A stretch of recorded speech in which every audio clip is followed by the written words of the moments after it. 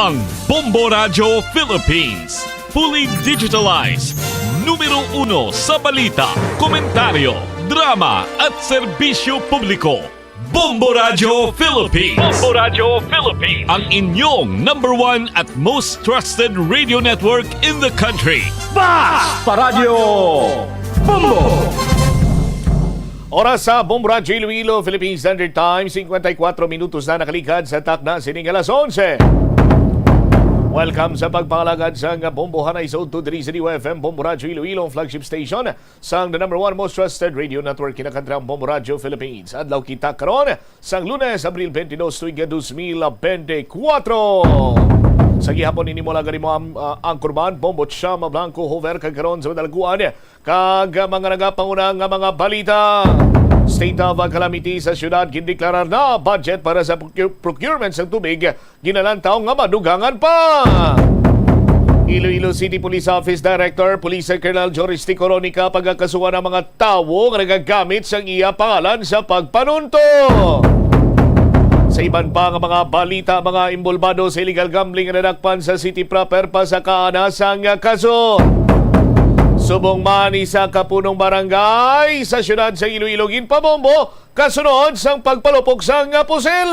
Ini sa tunga-tunga sang pagluntad sang isa iya ka rambol.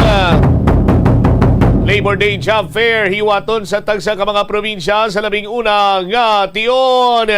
Muni madalagkuhan mga balita, issues kay impormasyon na may sentro karon sa aton sining pagpangalagad sa gihapon diri sa palatuntunan na Bombo Hanay sa Udto. Sa mga kabombo naton, panay lang kamo sa paghulog sa inyo sining mga entry sa Buena Manu Salvo Year 18 na promo. Yara nakita karon sa week number 5. Week number 5 na kita sa aton sining mga kabombo sang nakaligad sining Sabado. Atuman iya kadamo sa nagapasakop sa Barangay Dro dito sa may bituon sa distrito sa Haro. Magagrinutok mga tao tutipirti man ang kalipay kag walang umuwing luhaan bangod man nga kalabanan sa mga kabombo naton. Now, halos tanan sila nagpartisipar sa mga pahampang. Di kung magdaog kang naan, cash prize ang imo sining mamaton. Napulo ang nagdaog sa aton sini ang Barangay Dro kung sinin nagbaton ini sila sang 1,000 pesos kada isa. May mga winner man kita sa mga pahampang katulad ginamang sang video okay challenge kag iban pa. Gani kung luyang nimo nga magpasakop, yari ang mga pamaagi sa pagpasakop sa aton sini karon nga mga kabombo, mga produkto nga dapat sininyo tipunon. Agod, mangin proof of purchase sa casino ethyl alcohol 99.9 germs patay, alagang kamay, isa ka kapsilo konselyo o kon label sa casino in any size or variant. Ang casino alcohol dako gining mabulig sa aton hilabi pa sa karon nga may makalalaton sini nga balatian nga pertusis.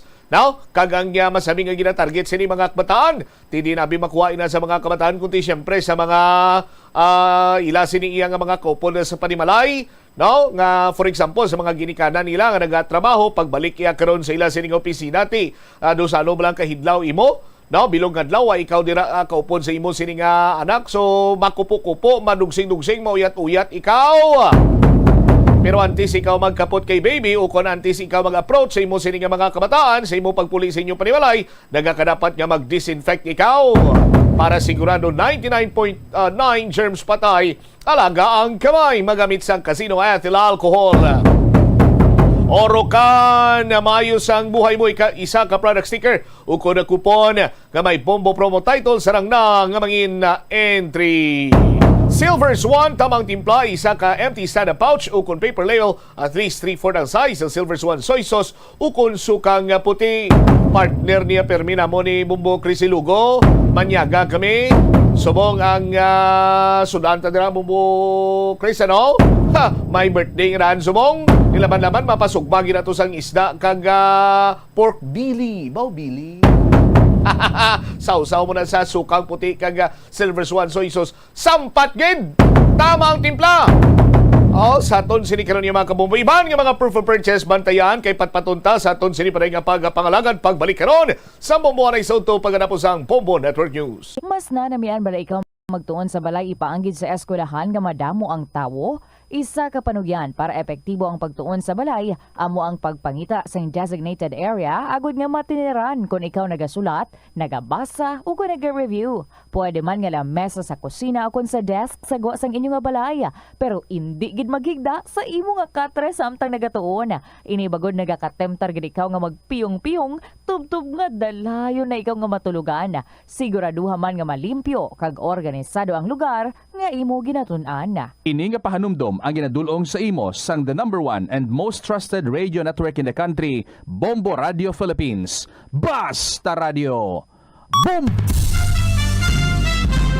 Ito ang Bombo Radio Philippines. Fully digitalized. Numero 1 sa balita, komentaryo, drama at serbisyo publiko. Bombo Radio Philippines. Bombo Radio Philippines. Ang inyong #1 at most trusted radio network in the country. Basta Radio! Bombo! This is Bombo Network News Noontime Edition.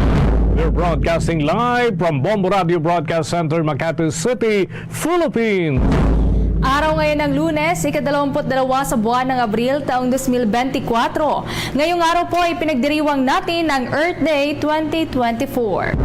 Sa ating mga headlines, Qatari Amir na si Sheikh Tamim bin Hamad Al Thani ay dumating na dyan sa Palasyo Malacanang para sa 2 araw na state visit. Ilang aktibidad ay idaraos din sa naturang lugar. Standby fund naman mula sa World Bank na secure ng Department of Finance para sa pagtugon ng mga krisis dito sa Pilipinas. Ang autoridad, posible raw may failure of intelligence kaya't bigo pa rin ang matukoy ang kinaroroonan ng nagtatagong si Pastor Kibuloy. Si Vice President Sara Duterte naman sinabing ang personal na damdamin ni First Lady Liza Araneta Marcos ay labas na sa kanyang mandato bilang isang opisyal ng pamahalaan. Mga lugar naman dyan sa bahagi ng Mindanao na magdedeklara ng state of calamity dahil sa matinding init ng panahon, inaasahang madaragdagan pa sa mga susunod na araw. Sa international news naman, abangan mamaya si Israeli Prime Minister Netanyahu na ngakong tututulan ang anumang sanctions na ipapataw ng Estados Unidos sa gitna yan ng nakaambang paghinto ng tulong nito sa isang army unit ng Israel. At abangan din ang ating mga updates sa NBA. Ang Clippers marami pa raw panggulat na diskarte. Ayon yan sa kanilang kupunan matapos silang pataubin ang Mavs. At live nationwide via satellite, dumako na tayo sa mga detalye ng ating mga balita. Nakarating na dyan sa Palasyo Malacanang ang Amir ng Qatar na si Sheikh Tamim bin Hamad Al Thani. Yan ay para sa 2 araw na state visit dito sa Pilipinas. Ang pagbisitang ito ng Qatari Amir sa ating bansa ay kasunod na rin ng imbitasyon ni Pangulong Ferdinand Bongbong Marcos Jr. eksakto alas 9:30 kanina ng umaga nang dumating nga sa Palace Grounds ang leader ng Qatar kung saan ay personal naman siyang sinalubong ng punong ehekutibo at binigyan ito ng welcome ceremony at saka ipinakilala ang kanilang mga miyembro ng gabinete. Mula sa Palace Grounds, naglakad ang 2 leader patungo sa loob ng Palasyo Malacanang kung saan ay magkakaroon naman sila ng bilateral meeting. Inaasahang tatalakayin ng 2 leader, mga kabombo, mga ka-Star Nation, ang iba't ibang kooperasyon kagaya ng sa labor sector, climate change, trade and investment, energy and security, education at tungkol sa mga kalagayan ng mga kabataan at usaping pangpalakasan at maraming iba pa. Inaasahan din ang pag-uusap ng dalawa tungkol sa regional issues kagaya ng usapin sa West Philippine Sea. Samantala, nakapag-secure ang Department of Finance ng standby fund mula sa World Bank na handang magamit ng Pilipinas sa panahon ng emergency o krisis. Sa isang statement, inanunsyo ngayong araw ng Finance Department ng paglagda sa Rapid Response Option Agreement ni Department of Finance Secretary Ralph Recto kasama ang World Bank Group. Ang Pilipinas nga ang siyang kauna-unahan na lumagda sa naturang kasunduan kasama ang naturang multilateral institution na nakabase doon sa Amerika. Ang naturang kasunduan ay parte ng Expanded Crisis Preparedness at Response Toolkit ng World Bank Group na naglalayong matulungan ang mga bansa na agad at epektibong makatugon sa mga pangangailangan sa panahon ng krisis. Pinapayagan din nito ang Pilipinas na makapag-access sa 10% ng kanilang unused funds sa International Bank of Reconstruction and Development para makatulong yan sa emergency response. Kabilang din dito ang access para sa pondo at pagbibigay ng mahalagang serbisyo gaya ng healthcare, shelter at pagkain ng hindi naantala. Sa karagdagan pa nating balita, posibleng mayroong umanong nangyayaring failure of intelligence sa panig ng mga otoridad, lalo na sa Philippine National Police, kaya't bigo raw na matukoy ang kinaroroonan ng Kingdom of Jesus Christ leader na si Pastor Apollo Kibuloy. Ito ang sinabi ni Senate Committee on Women, Children and Family Relations Chairperson Senator Risa Ontiveros. Kaya naman muling nanawagan si Ontiveros kay Philippine National Police Chief Romel Francisco Marbil na doblehin ang pagkilos para naman sa agarang pag-aresto kay Kibuloy na inisyuhan na ng 3 warrants of arrest. Muli ring binigyang diin ni Ontiveros sa pambansang pulisya na kansilahin ang lisensya ng mga armas nitong si Kibuloy matapos na kumalat ang mga litrato at video sa internet habang nagsasanay ang private army nito. Iginit pa ni Ontiveros na may private army na handang kumilos upang protektahan ang leader ng Kingdom of Jesus Christ na leader nitong si Pastor Kibuloy.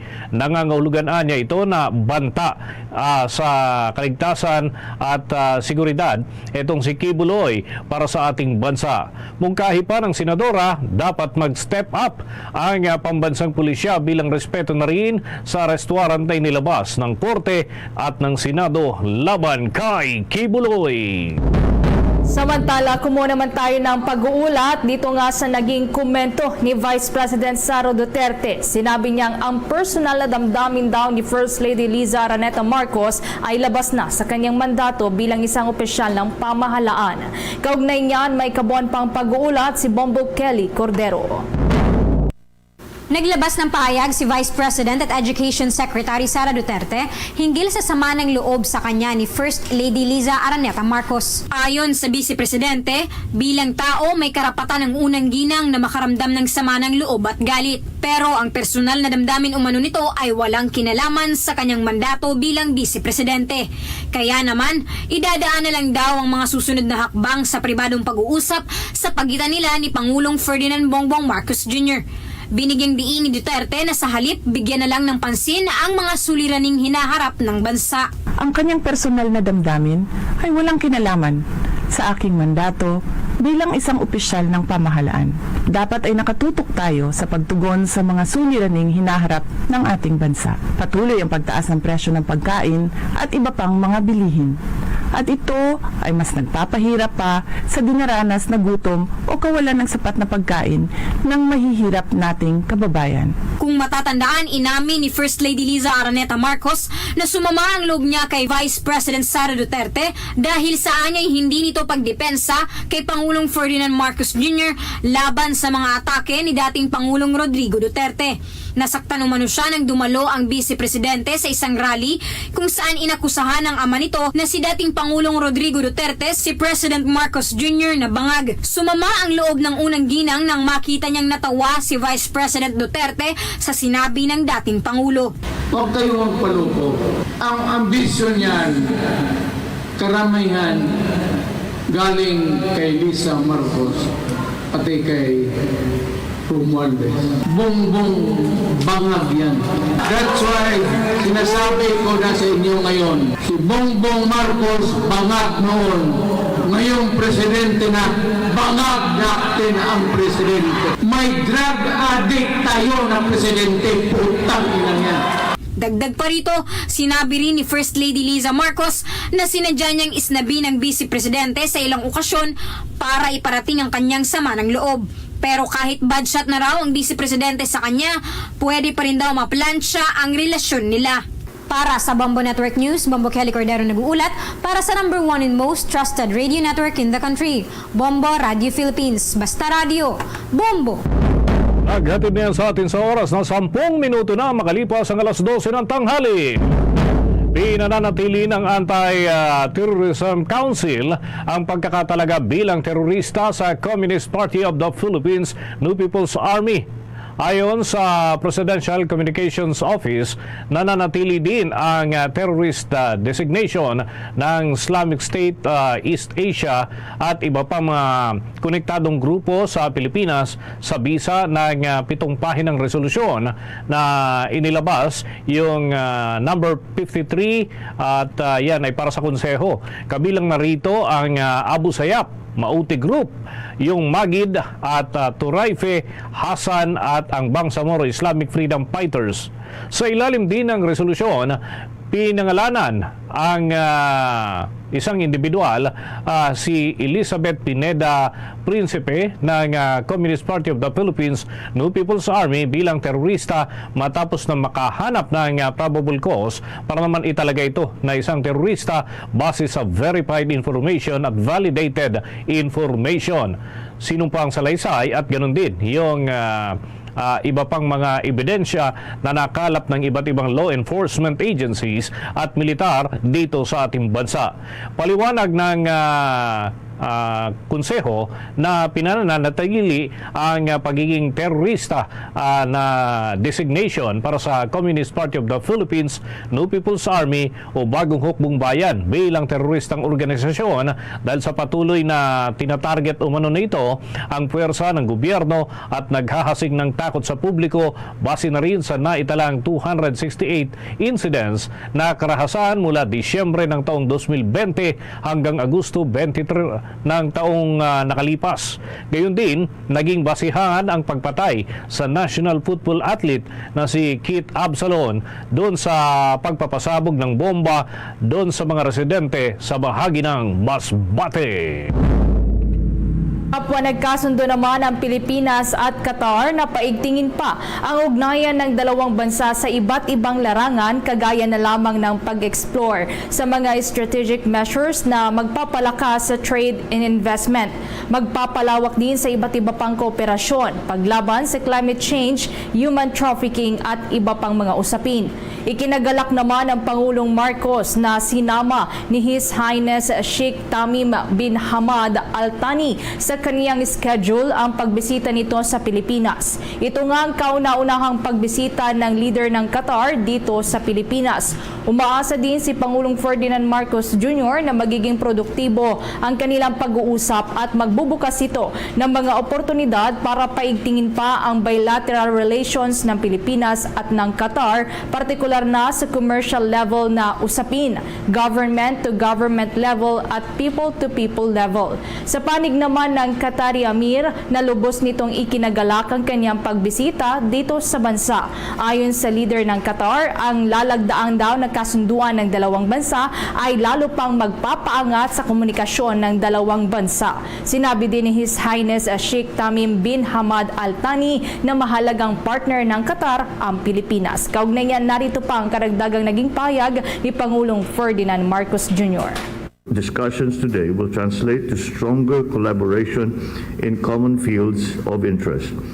I look forward to a fruitful and productive meeting with you today, with the hope that our discussion will open opportunities to improve and to strengthen our bilateral relations at every level, at the commercial level, at the government-to-government level, at the people-to-people level. This is our aspiration, and I think that if we if we are agreed that this is the way to go, there is much potential that we can take advantage of. Thank you very much, Your Highness. Bagi po yan ng pahayag ni Pangulong Ferdinand Marcos Jr. Abangan mamaya mga kabombo, mga ka-Star Nation, yung Balikatan Exercises 2024. Yan ay sa pagitan ng Pilipinas at Estados Unidos. Formal na yan binuksan ngayong araw. So alaman natin mamaya ang mga update hinggil pa rin sa naturang kaganapan. Samantala, Bombo International News. Nangako si Israeli Prime Minister Benjamin Netanyahu na tututulan nito ang anumang sanctions na ipapataw ng Estados Unidos sa gitna yan ng napaulat na plano umano ng Amerika na paghinto ng tulong nito sa isang army unit ng Israeli Defense Forces. Una na kasing iniulat na target umano ng US na itigil na ang pagbibigay ng military aid sa Netza Yehuda Battalion ng Israeli Defense Forces. Kaugnay sa umano'y paglabag nito sa karapatang pantao sa West Bank. Kabilang na dito ang umano'y pang-aabuso sa West Bank kung saan nasawi ang 80 anyos na lalaking Palestinian American national matapos na igapos at busalan ng Israeli soldiers sa isinagawang pagsalakay sa West Bank noong Enero ng taong 2022. Kung sakali man anya na matuloy ang sanctions, ito ang kauna-unahang pagkakataon na sususpindihin ng US na pangunahing kalyado ng Israel ang tulong sa isang unit ng Israeli Defense Forces. Sa panig naman ng Israeli military, sinabi nito na nag-ooperate ang Netza Yehuda alinsunod sa international law. Inihayag din ng Israeli Defense Forces na hindi nito alam ang issue sa sanctions laban sa kanilang batalyon at sinabing kanila itong iimbestigahan kung mayroon man talagang paglabag ang grupo. Nananawagan naman si Israeli Defense Minister Yoav Gallant sa US na iatras ang intensyon nitong patawan ng sanksyon ang Netza Yehuda dahil nakasaksian niya ang buong mundo sa ugnayan sa pagitan ng US at Israel. Sinabi din ni Gallant na ang anuman daw na pagtatangkang batikusin ang buong unit ay mayroon ding masamang epekto sa mga aksyon ng Israeli Defense Forces at hindi rin anya ito ang tamang landas para sa magkaibigan at magka-partner na bansa. Inaasahan naman na ayon sa US sources na iaanunsyo ni Secretary of State Antony Blinken ang magiging hakbang ng Amerika laban sa Netza Yehuda sa mga susunod na araw. Sa karagdagan pang balita, kinalampag ng isang mambabatas ang Department of Transportation para naman sa agarang pamamahagi ng 2.5 billion pesos na cash subsidy para sa mga tsuper ng mga pampublikong transportasyon sa gitna ng panibagong serye ng oil price hike. Sa isang statement, sinabi ni Makati City Congressman Luis Campos Jr. na tumatayo ring Vice Chairman ng House Committee on Appropriations na ipagpalagay na niya na sa susunod na mga kondisyon ay mag-titrigger sa pagbibigay ng subsidiya habang walang nakikitang dahilan para naman harangin ang pamamahagi ng cash aid na ito.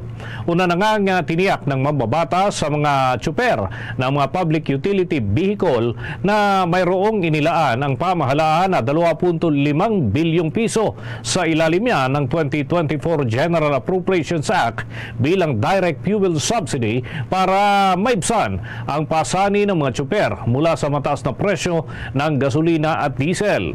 Ipinunto din ito na pinaiksina ng Kongreso ang trigger period para naman sa pagbibigay ng fuel subsidy para maibsan ang epekto nito sa mga public utility vehicle drivers kagaya ng mga taxi, tricycle at full-time ride-hailing at delivery service drivers.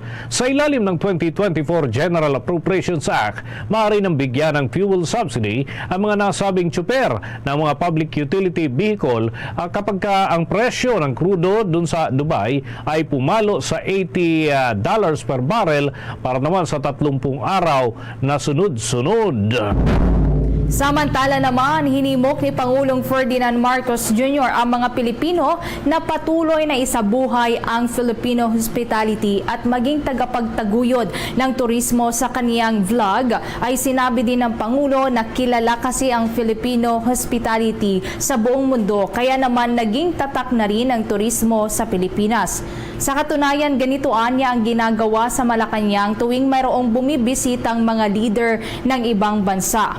Ibinahagi din ni Pangulong Marcos na mitikuloso din ang proseso ng paghahanda para sa mga bisita mula sa daraanan, pagkain at regalo. At ngayon, imbes na mag-hotel pa ang mga ito, ay mayroon na rin anyang tutuluyan ang mga ito dahil sa mga itinayo na mga lateral mansion na nagsisilbing ang official presidential guest house. Commute time, iced coffee time. It's Dunkin' Coffee time. Ketchup time, Spanish latte time. It's Dunkin' Coffee time. Right time, hot brewed coffee time. It's Dunkin' Coffee time. Anytime is the best time for Dunkin' Coffee. With a signature taste and variety of flavors, best enjoyed anytime, anywhere. Anong time na? It's Dunkin' Coffee time! At ngayon, sa pagpapatuloy ng iba pang pangunahing mga balita. Nako tayo dyan sa mataas na kapulungan ng Kongreso, yung minorya, partikular yung kanilang minority leader ay bukas para masiyasat ang napaulat na pagdami ng mga Chinese students doon sa hilagang bahagi ng Luzon. May mga mungkahi naman ito si Senator De La Rosa na magkaisang lahat ng ahensya sa pag-iimbestiga sa naturang usapin. Yan at iba pang mga balita hatid ni Bombo J.C. Galvez.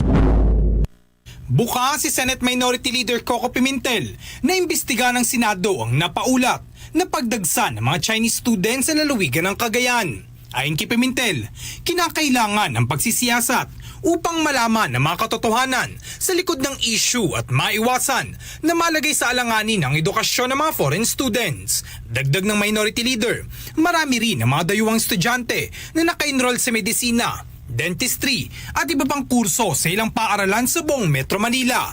Posible rin na ang lalawigan ng Cagayan anya ay kaakit-akit para sa kanila. Samantala, iminumungkahi naman ni Senator Ronald Bato de la Rosa na magkaisang lahat ng ahensya ng pamahalaan sa pag-imbestiga sa napaulat na pagdami ng mga estudyanteng Chinese sa naturang lalawigan. Maliban niya sa Bureau of Immigration at Commission on Higher Education, ay dapat kaisin nila ang intelligence ng Armed Forces of the Philippines at Philippine National Police.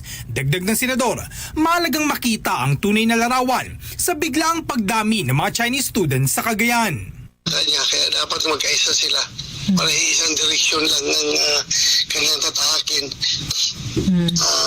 Hindi lang immigration, lahat ng ahensya dapat intelligence community ng armed forces, ng PNP, lahat magtutulong-tulungan sila para ma-establish talaga nila yung eksaktong yung true picture on why this why the proliferation of these Chinese nationals in that particular area in the Philippines. Why until we find out the reason why. Nauna nang sinabi ni Cagayan Governor Manny Mamba na dumaan sa proseso ang mga estudyanteng Chinese na nasa Cagayan. Sila anya ay binigyan ng kaukulang papeles ng mga ahensya ng gobyerno, kabilang na ang Bureau of Immigration. Para sa Bombo Network News, ako si Bombo J.C. Galvez, nag-uulat para sa #1 and most trusted radio network in the country, Bombo Radio Philippines, Basta Radio. Bombo! Puspusan na ang ginagawang mga hakbang ng pamahalaan para matugunan ang problema sa enerhiya dito sa bansa. Hinimok ng Department of Energy ang mga malalaking establishmento na sumali sa Interruptible Load Program ng power sector. Layunin nito na maalalayan ang patuloy na pagnipis ng supply ng kuryente sa ating bansa. Ayon naman sa ahensya, malaki ang maitutulong ng mga malalaking gusali sa paglahok sa naturang programa dahil hindi na sila kukuha pa ng supply ng kuryente sa grid kundi gagamit sila ng sariling generator set. Nangangahulugan lamang na ang mga maliliit na bahay at may maliliit na negosyo na walang access sa generator ay kukonsumo lamang ng maliit na bahagi ng kuryente sa grid na makakatulong naman sa pag-iwas sa brownout. Tinitiyak din ito na ang paggamit sa mga generator set o pagpapababa daw sa kuryente ay nasa kanilang kontrol at hindi makakapinsala sa anumang kagamitan. Kung maalala nga, ang programang ito ay una nang ipinatupad sa Visayas at Mindanao noong taong 2014 upang matugunan ang pagkawala sa supply ng kuryente na nararanasan din ngayong taon. Pero may mga pagbabago lamang umanong ipapairal ngayon para maging angkop pa sa sitwasyon ng ating pangangailangan pagdating yan sa enerhiya. Oras natin sa buong kapuluan, 23 minuto makalipas ang alas 12 ng tanghali. Kumpiyansa si House Ways and Means Committee Chairman at Albay Congressman Joey Salceda na mas magiging mura na ang pagkain matapos na ipag-utos ni Pangulong Ferdinand Bongbong Marcos Jr. ang pagpapadali sa proseso ng pag-aangkat ng agricultural products. Ito ay matapos nga na mailabas ng Pangulo ang Administrative Order No. 20 na streamline ang proseso lalo na ang pag-import ng mga produktong pang-agrikultura. Pinatatanggal na rin ng pamahalaan ang non-tariff barriers upang tugunan ang tumataas na domestic prices. Aminado si Salceda na napakahirap para sa isang exporter na magbenta ng mga pagkain sa Pilipinas dahil isa ito sa may pinakamataas na halaga ng produksyon para naman sa domestic goods na nasa 27% share ng farm receipts. Sinabi rin ng kongresista na bukod sa Rice Competitiveness at Enhancement Fund o yung tinatawag na RCEP ay wala ng iba pang mekanismo para naman direktang suportahan ang domestic sector sa pamamagitan ng tariff revenues. Kaya naman, nasa tamang direksyon anya ang kautusan ni Pangulong Marcos lalo't kung lubos na may papatupad ng Department of Agriculture ay magbubukas naman ito para sa sugar imports at direct industrial users na nangangahulugan na gagalaw na ang food manufacturing sector. Masusolusyonan na rin umano ang buta sa presyo ng isda na may mataas na antas ng non-tariff protection kagaya ng Certificate of Necessity to Import. Dagdag pa ni Salceda, ang susunod na magiging hakbang ay dapat na mapakinabangan ang kita mula sa taripa para naman sa domestic producers at maging sa consumers. Sa iba pang balita, ibinida ni House Speaker Martin Romualdez na buhay pa rin ang unity o pagkakaisa sa mababang kapulungan ng Kongreso. Ito ay matapos ngang dumalo ang 63 kongresista sa ginanap na bagong Pilipinas Serbisyo Fair sa lalawigan ng Benguet. Ayon kay Romualdez, ang naturang programa sa Benguet ang nakapagtala ng pinakamaraming presensya ng mambabatas upang saksihan ang pamamahagi ng ayuda at paghahatid ng serbisyo ng gobyerno. Kahit na nakabakasyonan niya ang Kongreso, ay naglaan pa rin ng panahon ang mga kasamahan sa Kamara para makita ang direktang tulong ng pamahalaan. Umaasa naman ang House Speaker na magsisilbing inspirasyon ang BPSF para sa mga kapwa kongresista upang tularan ito at ipatupad ang service caravan sa kani-kaniyang mga distrito. Target naman ni House Speaker Romualdez na mapuntahan ang kabuang 82 probinsya sa ating bansa sa mga nalalabi pang buwan. Sa karagdagang balita, nasagip ng mga otoridad ang 24 na Pilipinong nagtatrabaho sa Chinese scam companies doon sa Myanmar noong Abril 21.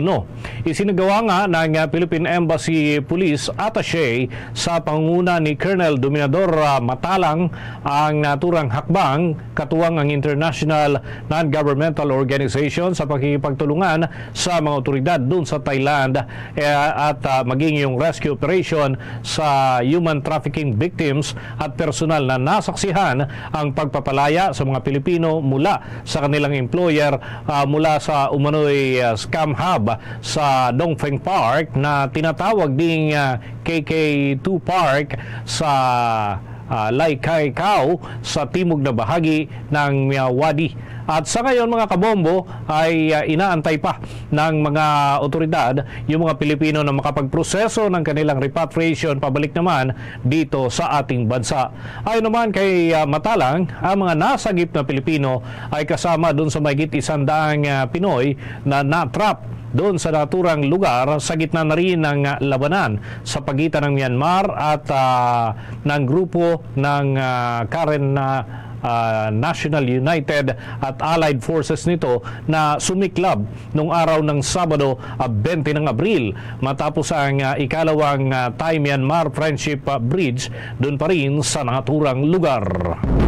Samantala, kumuha pa tayo ng karagdagang pag-uulat ang Administrative Order No. 20 ni Pangulong Bongbong Marcos na layunin daw na pagaanin ang mga importasyon sa mga agri-products pakikinabangan ng mga importers. Kaugnay yan, may kabuuan pang pag-uulat si Bombo Victor Liantino. Bombo Dennis, Bombo Ever, tanging mga importers lamang at hindi ang mga consumer itong direkta nga makikinabang sa Administrative Order No. 20 na inilabas nitong si Pangulong Ferdinand Marcos Jr. na layong padaliin itong mga importation procedure para yan sa mga agricultural products. Ito ang binigyan diin ni Federation of Free Farmers Chairman Leonardo Montemayor sa isang panayam ngayong araw. Ayon kay Montemayor, bagamat layo ng kautusan ng Pangulo na pababain ang presyo ng mga imported products at masiguro ang sapat na supply ng mga agricultural products sa bansa, hindi naman aniya may gagarantiya na mararamdaman kaagad mga Pilipino ang pagbaba sa presyo nito. Bukod dito ay maaaring mawalan rin ng gana mga local producers na magpalaki ng kanilang mga produkto. Ikinababahala rin ng dating kalihim ng Department of Agriculture na baka mapahina nito ang lokal na industriya ng pag-asukal at maging ang fishery sector. Sa kaso kasi ani ng asukal ay meron itong restriction sa pag-aangkat at dadaan muna ito sa Sugar Regulatory Administration. Hindi rin aniya basta-basta pwedeng umangkat ng isda dahil kailangan pa nito ang Certificate of Necessity to Import mula sa Bureau of Fisheries and Aquatic Resources. Gate pa ni Montemayor, wala namang isinagawang konsultasyon bago inilabas ang nasabing kautusan. I think in both cases meron pong batas na sinusunod sila na nagpapata po ng tinatawag na quantitative restrictions. Kaso po ng isda at saka yung batas po tungkol sa SRA na ganun po. So, ang question po rito, pwede bang through administrative order paikutan, masapawan yung batas. Isa po yun. Pangalawa, impact nito sa fisheries and sugar. Siyempre, pagka niluwagan mo yan, talagang magkakaroon po ng posibleng malaking problema in terms of the impact on the local sugar at saka po natin, fisheries sector. Una rito ay pinag-utos nga ni Pangulong Marcos sa Department of Agriculture na pakatutukan nga ang pagtataguyod ng ease of doing business sa pamagitan ng pagtatanggal ng mga non-tariff barriers sa importation ng mga agri-products sa bansa. Nakasa dito sa Administrative Order No. 20 ng Pangulo na pirmado ng Executive Secretary Lucas Bersamin noong April 18, 2024. Batay sa kautusang ito, iginiit ni Pangulong Ferdinand Marcos Jr. na ang naturang administrative constraints at non-tariff barriers ay nagdudulot umano ng pagtaas ng domestic prices ng mga produktong pang-agrikultura dito sa ating bansa. Para sa Bombo Network News, Bombo Victorian Tino nag-uulat para sa number 1 and most trusted radio network in the country, Bombo Radio Philippines. Basta Radio, Bombo! Oras natin sa buong kapuluan, 29 na minuto bago sumapit ang 1:00 ng hapon. Pinag-aaralan na ng Department of Transportation, katuwang na rin yung mga kaukulang ahensya ng gobyerno, yung posibilidad na magkaroon ng motorcycle lane bilang isa pang hakbang para malutas ang problema sa trapiko sa kahabaan ng EDSA. Ayon nga kay Transportation Secretary Jaime Bautista, batay sa isang pag-aaral ay nasa 170,000 na mga motorsiklong gumagamit ng EDSA kada araw. Mayroon na ang inisyal na pagtalakay ang kanilang grupo at ang Metropolitan Manila Development Authority sa pagkakaroon ng dedicated lane para yan sa mga motorsiklo sa kahabaan ng major thoroughfare. Sa kasalukuyan kasi ay mga bus lamang ang may espesyal na linya na maaring daanan sa naturang lansangan.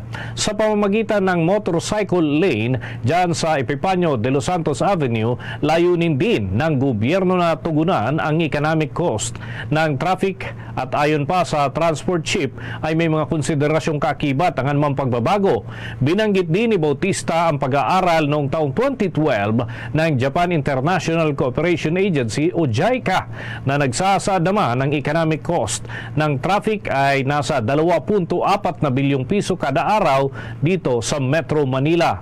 Noong 2017, ang economic cost ay umabot sa 3.5 billion pesos sa loob ng isang araw, habang ang pinakahuling pag-aaral noong 2022 ay nagpapahiwatig naman ng economic losses dahil sa sa traffic ay nasa 4.7 na bilyong piso sa loob lamang ng isang araw.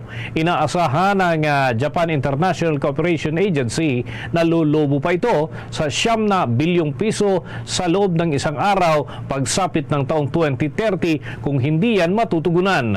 Ang economic cost, mga kabombo, kapag naapektuhan ng traffic ay yung additional fuel, additional cost at yung nawawalang oportunidad para naman sa pagpapaunlad at yung sasayang na oras sa pamilya na dapat ay kapiling na ng mga manggagawa, yung kanilang mga mahal sa buhay at iba pang mga maaring mapakinabangan kung hindi matindi at mabigat ang daloy ng trapiko, ayon pa kay Secretary Bautista. Samantala, plano naman ng Department of Trade and Industry na isama na rin ang unit cost ng basic goods sa suggested retail price bulletin. Ito ay sa layuning matulungan ng mga consumer na makapagdesisyon ng wais sa bibilhing basic goods gaya ng noodles, tinapay at mga dilata. Ayon kay Trade Assistant Secretary Amanda Nograles, tagapagsalita para sa Consumer Protection Group ng Department of Trade and Industry, na ang naturang hakbang ay parte ng pagsisikap ng pamahalaan na matugunan ang alalahanin ng mga consumer sa tinatawag na shrinkflation, kung saan ang size o volume ng produkto ay binabawasan para mapanatiling competitive pa rin ang mga presyuhan ng manufacturer sa tumataas na halaga ng produksyon. Paliwanag pa ng opisyal na nahihirapan ang consumer na paghambingin ang presyo ng mga item at produkto sa SRP Bulletin. Ipinunto din nito na ang nakalista daw ng mga produkto ay mayroong magkakaibang volume sa gramo o millimeters. Kaya't imamandato nilang maisama na ang unit cost para agad na makita ng mga consumer ang mas mura at agad na makapagdesisyon sa kanilang bibilhing produkto. Sa karagdagan pa nating mga balita, muna tayo ng karagdagang report mula sa ating mga kasamahan. Yung pagkakaroon ng outages sa mga planta at iba't ibang pinanggagalingan o dinadaanan ng supply ng kuryente at iba pang sanhi nito ay inaalam ng Department of Energy at may mga aksyon na ginagawa hinggil dito. At kaugnay niyan, may pag-uulat si Bombo Joanna Martinez. Nilinaw ni Department of Energy Assistant Secretary Mario Marasigan na bukod sa matinding tag-init na nararanasan ay may iba pang dahilan kung bakit nagkaroon ng outages sa mga planta nitong mga nakaraang araw. Ito ay kaugnay sa nangyaring insidente kung saan sumailalim sa red at yellow alert status ang Luzon Grid dahil sa manipis na supply ng kuryente sa nasabing lugar. Ayon kay Marasigan, umabot lamang na nagkasunod-sunod ang nangyaring outages, ngunit magkakaiba raw umano ang naging umpisa at sanhi ng mga ito. Ang iba't iba po ang kadahilanan kung bakit nagkaroon po tayo ng sunod-sunod na pagkakaroon ng outages sa mga planta. Ang mga kadahilanan po nito ay sa una, yung pong ating mga hydropower facilities, dahil na rin po sa El Nino at tag-init na po, mababa po ang level ng ating mga tubig sa mga dam, kung kaya mababa rin po ang ating generation. Pangalawa po, yung po namang mga conventional at thermal power plants natin, iba't iba po ang naging sanhi ng kanilang mga internal problem. At ang pinakahuli nga po, itong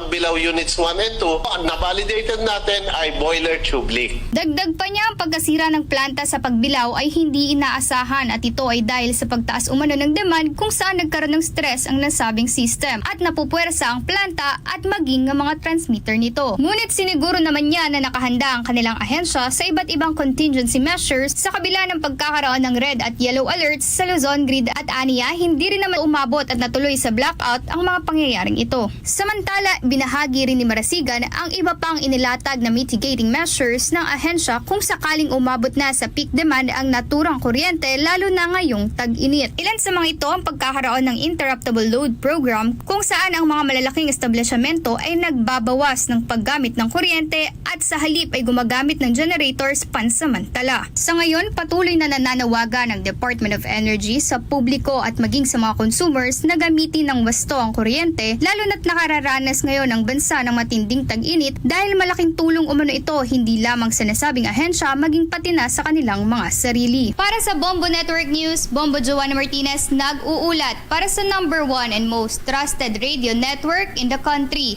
Bombo Radio Philippines. Basta Radio, Bombo! Oras natin sa buong kapuluan, ganap ng 22 minuto bago sumapit ang 1:00 ng hapon. The time check was brought to you by Dunkin, pasalubong ng bayan.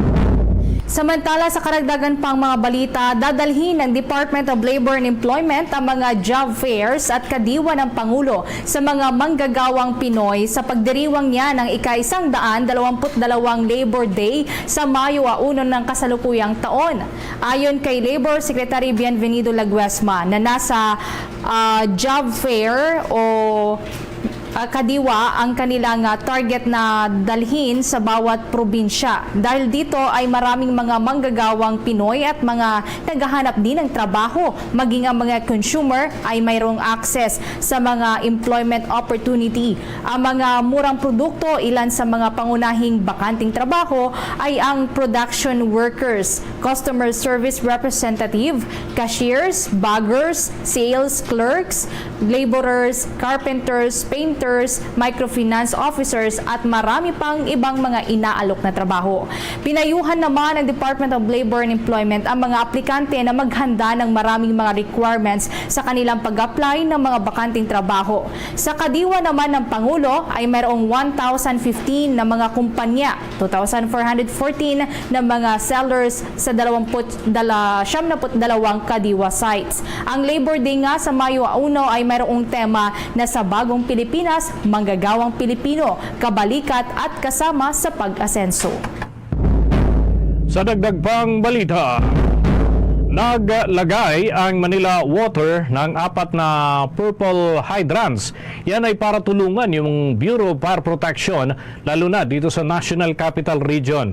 Ang purple hydrants, mga kabombo, ay idinisenyo para itap ang wastewater at umaagos na tubig mula sa sewage treatment plants ng kumpanya para naman sa non-potable use gaya ng pagsusupply ng tubig sa Bureau of Fire Protection kapag may mga fire emergencies, at sa kasalukuyan ay nakapag-install na ang mga otoridad ng mga purple hydrants dyan sa mga pasilidad ng Marikina North Sewage Treatment Plant at Ilugin Sewage Treatment Plant sa Pasig at yung Poblasyon Sewage Treatment Plant sa bahagi naman ng lungsod ng Makati.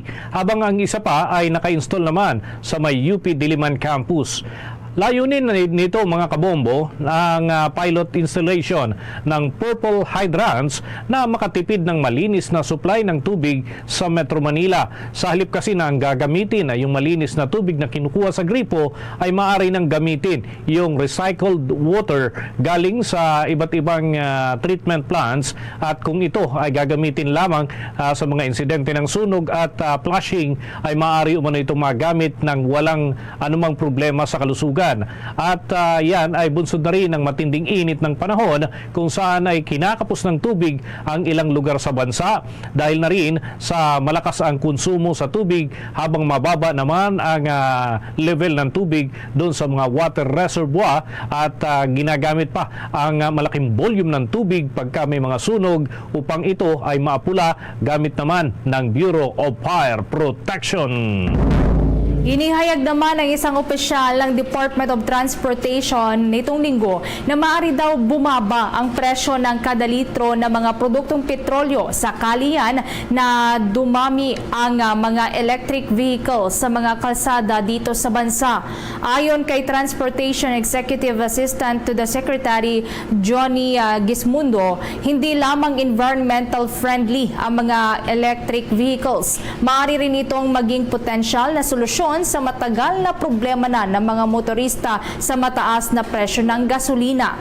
Gayunpaman, sinabi naman ng opisyal na ang pagtulak daw para sa mas maraming e-vehicle sa bansa ay dapat na kontrolin, lalo na at maraming tao ang naiulat na naaksidente habang sakay ng mga unregulated at e-trike at e-bikes. Nauna na ngang iniulat na ang pagbabawal sa mga tricycle at mga push carts at pedicabs, gayon din sa sa mga kuliglig, e-bikes, e-trikes at light e-vehicles sa nasa 20 national roads sa Metro Manila ay nagkabisa noong araw yan ng Lunes, Abril 15. Si Pangulong Ferdinand Bongbong Marcos Jr. naman ay nag-utos na rin ng pabigyan pa ng palugit sa pagbabawal kung saan ang mga lalabag ay hindi muna titikitan o pagmumultahin. Mga kabombo, mga Kastar Nation, dako tayo sa mga pag-uulat ng ating mga himpilan kaugnay ng mga tinutukang malalaking balita sa mga lalawigan. Yung ilang lugar dyan sa Soc-Sargen Region, yung Region 12, na posibleng magdeklara ng state of calamity dahil sa matinding init ng panahon ay inaasahang madaragdagan pa sa mga susunod na araw o susunod na linggo.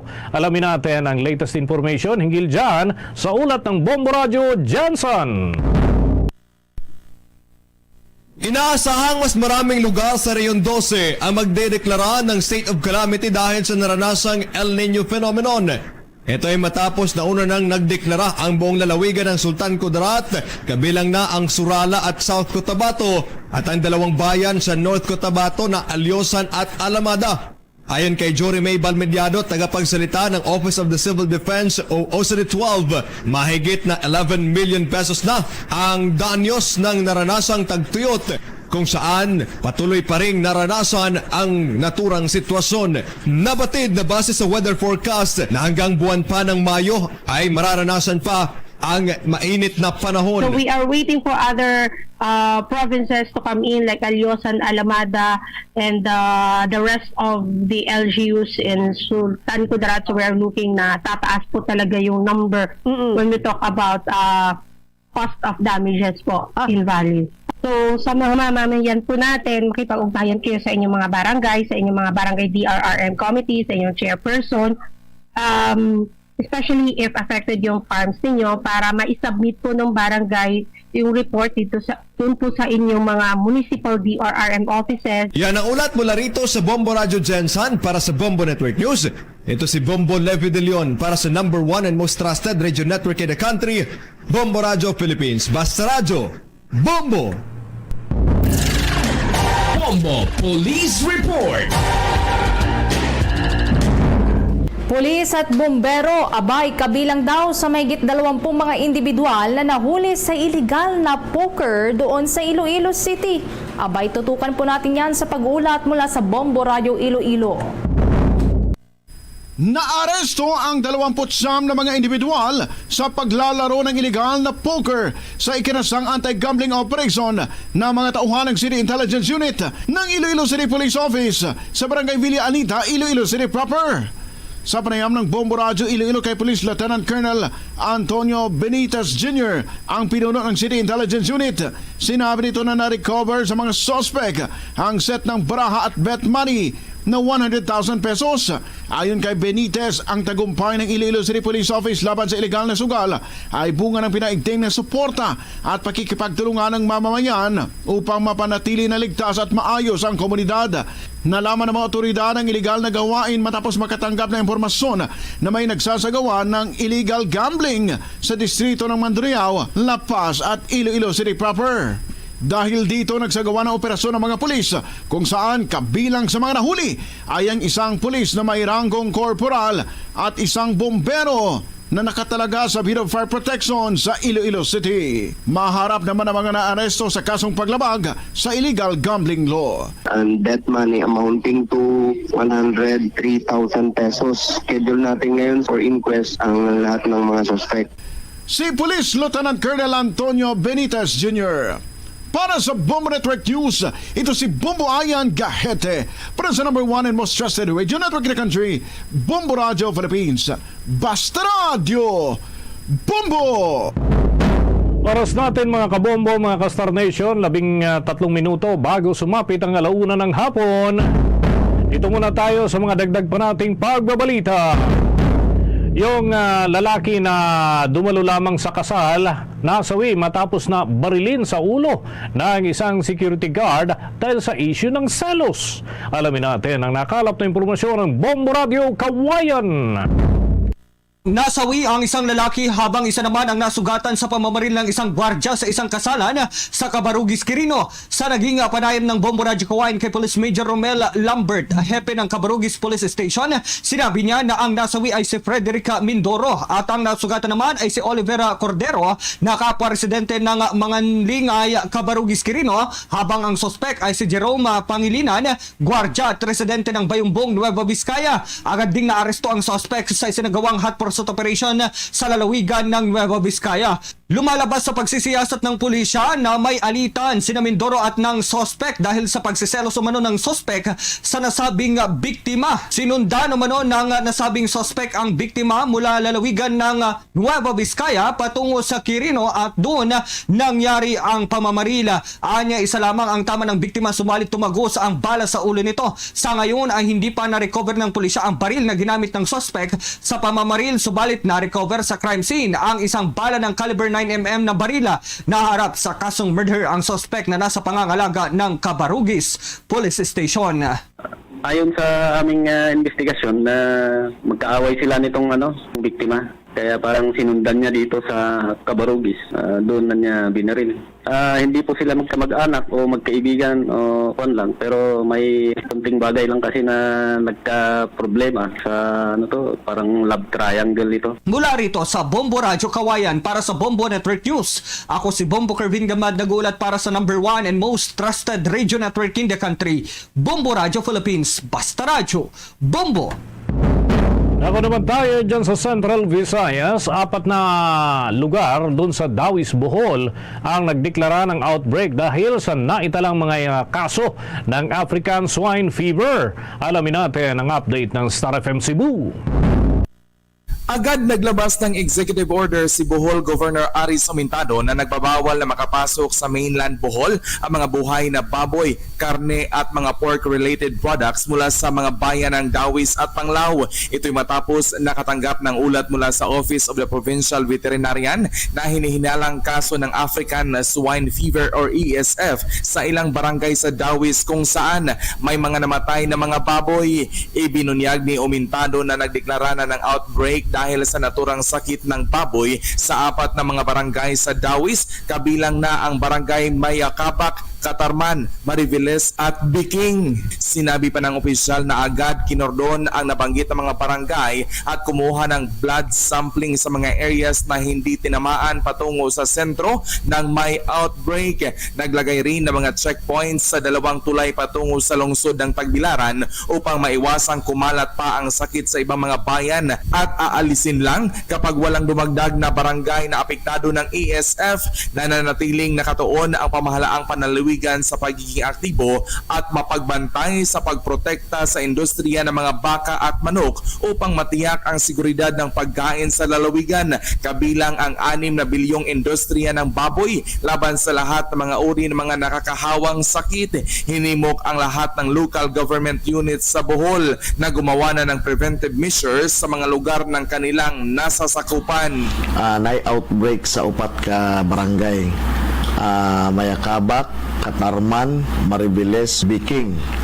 Gi-cordon na barangay and then nakuha sampling sa mga areas na going inside sa center sa outbreak. Mula Star FM Cebu para sa Bombo Network News, Star DJ Kevin Stone nagulat para sa number 1 and most trusted radio network in the country, Bombo Radio Philippines. Basta Radio, Bombo! Bombo International News. Ang Japan authorities naman walang nakitang outside forces at sinabing purely collision lamang ang nangyari sa nag-crash na helicopters ng Japan Self-Defense Force. Kaugnay niyan, may eksklusibong nakapanayam ang Bombo Radio Legazpi. Nagpapatuloy ang paghahanap ng mga otoridad sa 7 individual na nawawala pa rin matapos ang pagbagsak ng 2 helicopters ng Self-Defense Force ng Japan sa bahagi ng Pacific Ocean na ayon kay Bombo International Correspondent Hannah Galvez, nabigo pa rin ang nagpapatuloy na search and rescue operations, subalit na-recover na ang 2 black box ng naturang aircraft. Pinawi naman ng mga otoridad ang mga agam-agam na posibleng sinadya ang insidente. Anya, inihayag ng mga kinaukulan sa Japan na lumabas sa paunang pagsisiyasat na walang nakitang outside forces sa naturang aksidente. Paliwanag nito na purely collision lamang ang nangyari habang nagsasagawa ng military training ang mga crew na sakay ng Japanese military helicopters. Samantala, sinabi ni Galvez na wala namang mga sibilyan ang nadamay sa aksidente dahil naganap ito sa liblib na bahagi ng karagatan. High probability na it's a collision. Wala naman nakita silang mga outside forces kasi yung mga nangyayari ngayon, yung North Korea palagi nagpapa-launch ng kanilang missile, and then andun din yung sa China na malapit lang tayo sa may Taiwan at marami pang mga forces. Para sa Bombo Network News, mula rito sa Bombo Radyo Legazpi, ito si Bombo Romela sa Kayan 1000 nag-uulat for the number 1 and most trusted radio network in the country, Bombo Radio Philippines. Basta Radio, Bombo! Samantala, kaugnay ng balitang yan, ang Estados Unidos naman tumulong na rin sa paghanap sa 7 individual na nawawala sa nangyaring pagbagsak ng 2 military helicopter ng Japan na nagresulta sa pagkasawi naman ng isang individual. Kaugnay niyan, kumuha pa tayo ng karagdagang pag-uulat mula sa Bombo Radio Dagupan. Tumulong na ang Estados Unidos sa paghahanap sa 7 individual na nawawala sa nangyaring pagbagsak ng 2 military helicopter ng Japan sa nagresulta naman sa pagkasawi ng isang individual. Sa panayam ng Bombo Radyo Dagupan kay Miles Briones Beltran, ang Bombo International News Correspondent sa Japan, pinaniniwala ang nagkaroon ng banggaan ang 2 helicopters. Isa naman ang nakikitang dahilan ay ang madilim na paligid dahil gabi naganap ang insidente.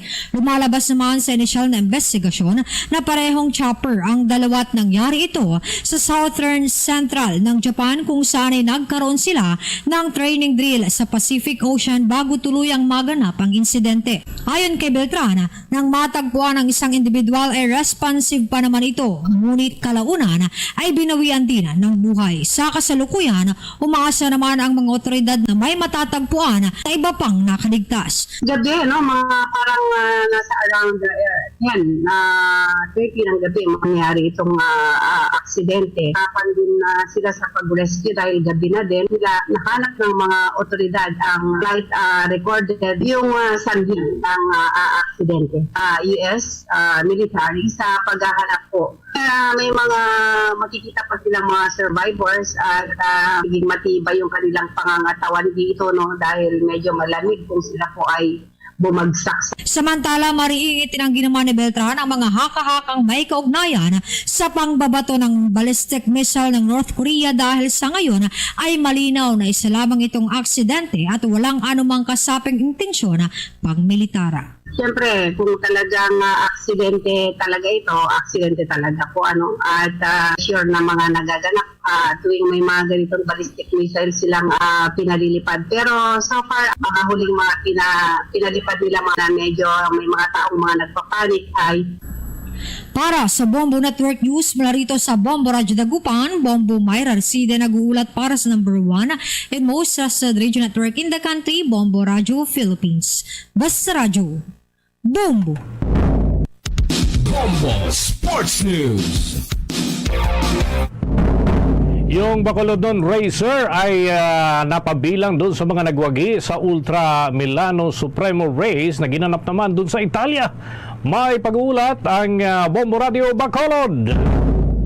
Nakuha ng isang Bacolodnon ang second place sa Ultra Milano San Remo Race na ginanap sa Italy sa panahon ng Bombo Radio Bacolod kay Rolando Espina. Natapos nito ang 285-kilometer race sa loob lamang ng 36 oras na walang tigil kahit na gabi at hindi ito sumuko kahit nagka-infection sa paa. Ayon dito, sa pag-umpisa ng race, 6 na po ang participants ngunit natapos sa 30 na lamang ang natira dahil nag-back out ang iba sa mga racers dahil sa mainit na temperatura kung saan umaabot hanggang 30 degrees ang heat index. Samantala, hindi naman naging hadlang para kay Espina nang siya ay inatake ng bubuyog sa paa na nagka-infection. Upang itigil nito ang pagtakbo sa race, nakuha ni Espina ang second place samantalang third place naman ang kasama nitong Pilipino. Sa ngayon, siya ay may nasahan pang susunod na race sa France kasama ang 2 Pilipinong kakilala nito. Payag ni Espina, sa lahat ng nasalihan nitong race, ang pinakamahabang ang race na nasalihan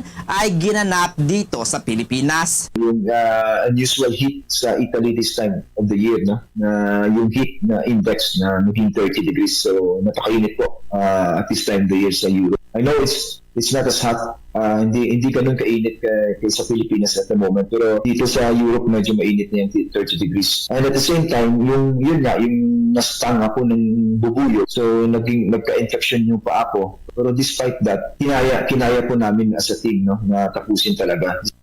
Mula rito sa Bombo Radio Bacolod para sa Bombo Network News, ito si Bombo Zaldi for the Sampas number 1 and most trusted radio network in the country, Bombo Radio Philippines, Basta Radio, Bombo!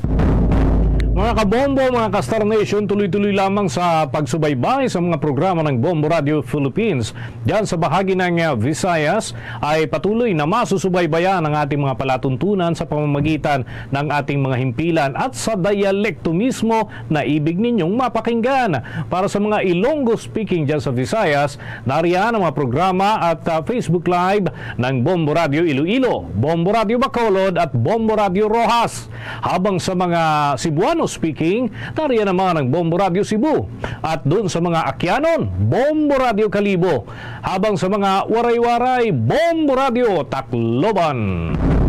Mga kabombo Kester Nation, bago tayo magtapos, samahan niyo po kaming manalangin ng Orasyon Perata for deliverance from calamities. Almighty Father, we raise our hearts to you in gratitude for the wonders of creation of which we are part, for your providence in sustaining us in our needs, and for your wisdom that guides the course of the universe. We acknowledge our sins against you and the rest of creation, nature. We have confused your command to subdue the earth. The environment is made to suffer our wrongdoing, and now we reap the harvest of our abuse and indifference. Global warming is upon us. Typhoons, floods, volcanic eruption, and other natural calamities occur in increasing number and intensity. We turn to you, our loving Father, and beg forgiveness for our sins. We ask that we, our loved ones, and our hard-earned possessions be spared from the threat of calamities, natural and man-made. We beseech you to inspire us all to grow into responsible stewards of your creation and generous neighbors to those in need. Amen.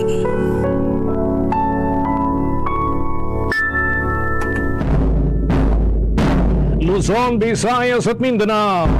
Yan ang kalipunan ng ating mga balita para sa pantanghaling edisyon ng Bombo Network News. Mula sa Bombo News Center para sa number 1 and most trusted radio network in the country, Bombo Radio Philippines, Basta Radio, Bombo! Pagpangalagad sang Bombo na isod sa gyapon ko mo Bombo Chama Blanco Hofer. Antes kita magkuha sang dugang sining mga balita, ariyan ay ang dugang pagin sining mga proof of purchase para iyang makapasakop ikaw sa Buena Mano Salvo Year 18 na promo. Kung sa Studio Draw ka magpasakop, diri mo na ihulog sa stasyon sang Bombo Radio kung sa mga designated drop-box centers na to na sa palibot sa syudad kag probinsya sang Iloilo. 500 pesos ka cash ang nagahulat sa imo. Dugang pagin sining premyo is 500 pesos ka valor sa gift pack ka naslod sa Orocan sining Malde. Kung sa barangay draw ka naman iya magpasakop, pulat-tulat ikaw, brubantay ikaw dira, kailawagon naton kung saan kita masunod nga barangay, nga magaparingayin sa aton sining barangay draw kung saan napulo dira ang mga daog sang tag-1,000 ka pesos ka cash. Ari ang dugang sining mga proof of purchase, R. Florete Pawn Shop and Jewelry, your diamond and pearl house. Sa mga kabombo nato, lapit na lang magtakop ang klasihan. May mga himata bala kamo ngati mayong iya sining performance sa klase. Luyag mo bala nga hatagan siya sa remembrance o kung luyag mo bala siya nga i-reward. Bakli sa kulintas, bakli sa ritos, bakli sa pulseras o kung singsing o kung rilo dira sa may R. Florete Pawn Shop and Jewelry, your diamond and pearl house. Makaisa ikaw ka kupon, may nga balor 100 pesos or makaisa ikaw ka 100 pesos nga balor sa transaksyon sa R. Florete Pawn Shop and Jewelry, may isa na ikaw ka kupon, pwede ka man din ka prenda. Magprenda ka, maka 100 ka, may isa ka man ka kupon. Surf powder, surf liquid, or surf fabcon, singgalin pero di mamahalin, isa ka empty sachet sang 65 grams, cherry fresh ukon isa ka empty pouch sang 64 ml liquid rose fresh ukon empty sachet sang 25 ml Fabcon Blossom Fresh. Isulod ang proof of purchase sa puti sini iyang legal size envelope, maghambag kang legal size long ina siya. Sagwa sa sobre sulat ay mga masunod. Imo sini nga ngalan, address, edad, phone number, pirma, week number 5 na kita subong ha. Proof of purchase kag ipadala sa Buena Mano Salvo Year 18 promo sa Star FM kag Bombo Radio, care of DYFM Bombo Radio Iloilo, Sky City Tower, Mapa Street, Iloilo City. Sa mga kabombo naton, dalagko pagidiya nga mga papremyo nagaulat sa inyo. Ikaw nga nagapamati, subong dira kag nagapaminsa ro kung obra na sa imo sini nga entries, dalagko pagin sini nga mga papremyo nagahulat sa inyo sa palabuton sini iya nga Grand Draw. Sa Grand Draw mayara naman sa nga Pilipino nga mangin kabahin sa Bombo Radio Philippines Millionaires Club. Kaya nga aton sini nga grand prize magadaog sang 1 ka-milyon ka pesos. 50,000 pesos cash naman ang sigurado nga madaugan sa regional prizes sa Luzon, Visayas, Mindanao kag National Capital Region. Walang uwing luhaan kay man sa 24 ka mga areas nga may Bombo Radio kag Star FM stations, may guaranteed prize dira nga makabaton sang 15,000 pesos sa first prize, 10,000 sa second prize, kag 5,000 ka pesos sa third prize. Ganyan pang ginaulat mo, magpasakop na sa Buena Mano Salvo Year 18 na promo. 4 minutos na nakaligad sa takna sininga, launa may winner kita. Buena Mano Salvo Year 18 ng Bombo Radio at Star FM. Narito na ang isang nanalo ng 500 pesos in cash at gift pack ngayong araw. Ginawiyatan naton sa sinimatino ang pangalan sa aton sininga daily draw winner sa Buena Mano Salvo Year 18 na promo sa aton sininga mga kauturan. Taga East Baluarte Molo. Yan sininga proof of purchase Silver Swan Soy Sauce. Ang edad 55 anyos. Sa congratulations sa kay Rowena Rubin, ginlawag ikaw ni Bombo Cham. 4 minutos na kaligad sa takna nga launa. May 24 oras ikaw sa pag-claim sa imo sininga premyo nga nagahulat na diri sa imo sa istasyon sa Bombo Radio. 500 pesos ka cash plus 500 pesos ka valor sa gift pack na sunod ba sa Orocan sininga Balde. Salawat congratulations Rowena Rubin sa East Baluarte Molo. Proof of purchase Silver Swan Soy Sauce. 5 minutos na nakaligad sa takna sining nga launa diri sa Bombo Hanay sa udto sa DYFM Bombo Radio Iloilo. Subong nga aga, gindeklara na nga yara sa idalom sa state of calamity ang syudad sa Iloilo kon istoryahan naton ang estado sa tubig. Check naton si Bombo Angel Tan, may follow-up report. Jel, sa report, please come in.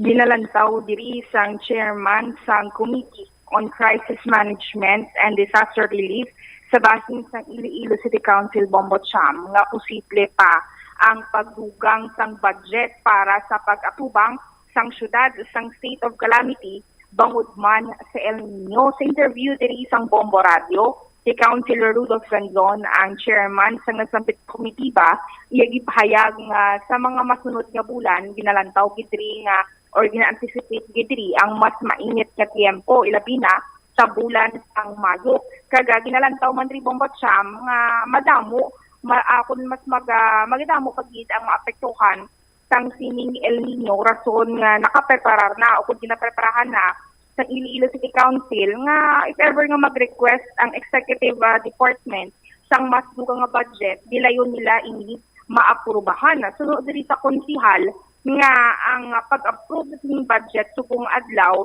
upon declaration man adi sa state of calamity, do complementing move naman ng inisang konseho kag sang iyang abing opisina bangod may mga ginaobra naman nga lihok ang Iloilo City Government sa pagkadto kag paghatag sang bulig sa mga apektado bangod sa sining problema man sa tubig sa mga kabombo naton. Kag ang budget ni Bombo Cham nagalabot ini siya sa 12.5 million pesos ang pag-procure abi sa Iloilo City Government ang unang budget para sa pag-procure sang tubig at the same time pag-deliver sa mga kabaranggayan diri sa Iloilo City. Initially, sa mga kabombo naton, masobra na 20,000 ka mga individual ang na-record diri sa City Environment and Natural Resources Office. At the same time, sang CDRRMO nga may problema gid sa kakulangan sa tubig. Pamatian ta bala ang kabahin diri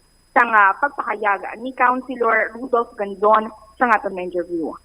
Ongoing na kita. We're not only waiting no na ma-approve ini. Actually, ining budget na pag-approve naton kagina is only to complement what is existing na ginaobra naton sa mga kabaranggayan, lalo na ang 25 barangays na gin-study. Pero ining pag-observe naton, hindi para lang sa 25 na barangays. Sila lang niyang ginatagan na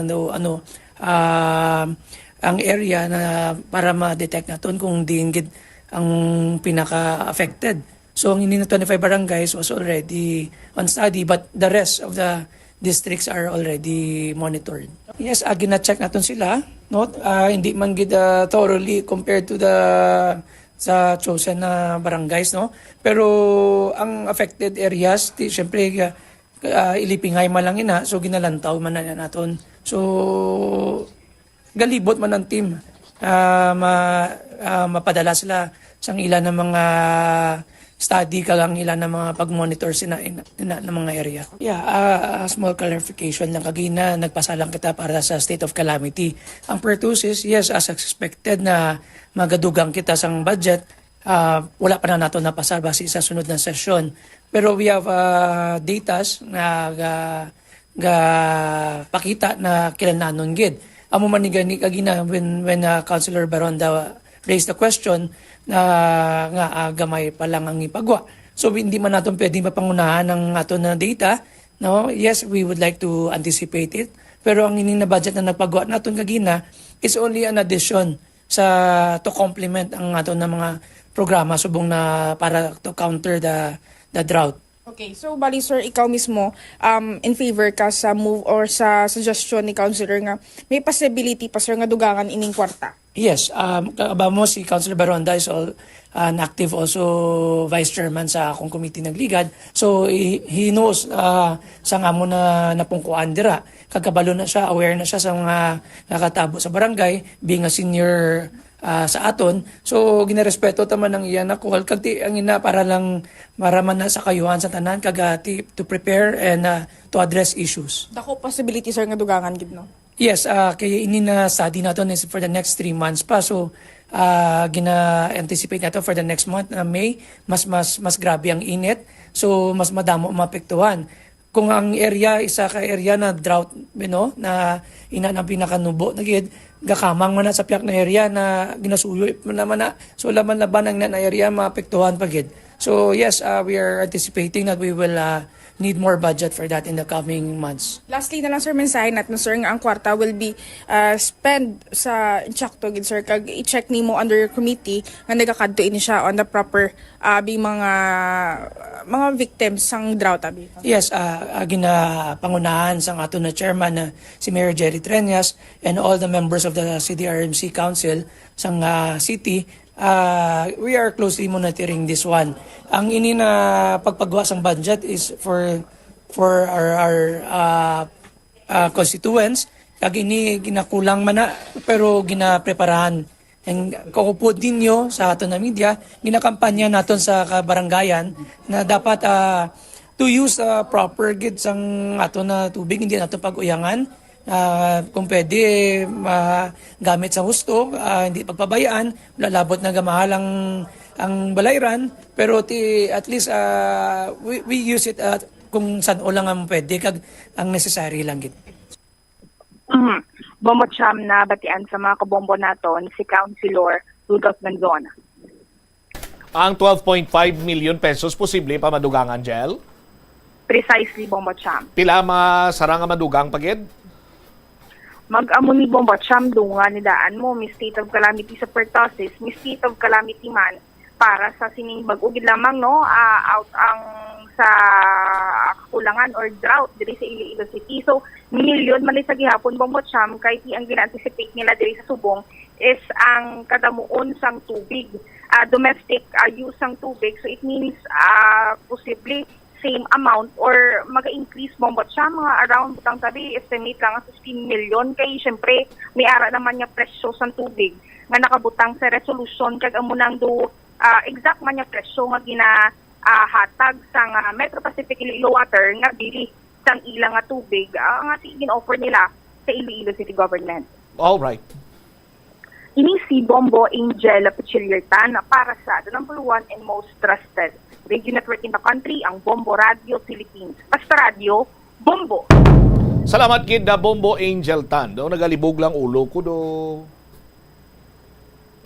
As a matter of fact, why man sini naglibog naglingin gid gani kag do naga plamoro ng planawan gusto mong Bombo Brennan engineer, no? Pero hindi tayo magkomersal Nagalibog lang ulo ko kag naglingin ang ulo ko kag nagaburo na nga kon sini nga planawan. Pero kasubong iya nga do hindi ko rin maintindihan kung anong plastada? Anong plastada sang ano mabutsam? Anong plastada sang water crisis diri sa syudad sang Iloilo? Damo ang apektado, sa butang iya nga damo ang apektado, nagsulod sa mga requirements nga ginakinahanglan agud nga ideklarar nga yara sa idalom sang state of calamity ang syudad sang Iloilo in terms sang tubig. Ti ano bala ang wais ato now? Potable water, tubig nga magamit naton sa pangkabilugan. Sa aton sini nga mga kabumbo, water for domestic use, kumbaga sa aton sini nga mga tagpalamati. Nga nagalibog, nagaburon, kag naglingin ang akon sini nga ulo. Yara kita sa state of calamity, bangod nga wala kita kuno iya tubig for that matter, abi sa aton sini nga mga kabumbo. Pero, anong matabo? Anong himuon? May 12.5 million pesos, kag ang 12.5 million pesos nga ina, ibakal taman sang tubig sa Metro Pacific Iloilo Waters, kag sa Balibago. Why man tatubi bala? Pero kung baklon may ara, anong klase sugilano nato ni man? Di ba? Kang paano ya karon ang primary mandate sang Metro Pacific Iloilo Waters?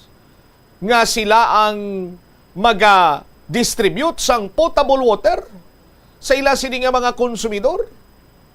Kay we know for a fact nga hindi man iya 100% diri sa syudad sang Iloilo ang malabot or nalabot sang linya sang Metro Pacific Iloilo Waters nga kabaliskan sang ila sini iya nga ginpasalig sadto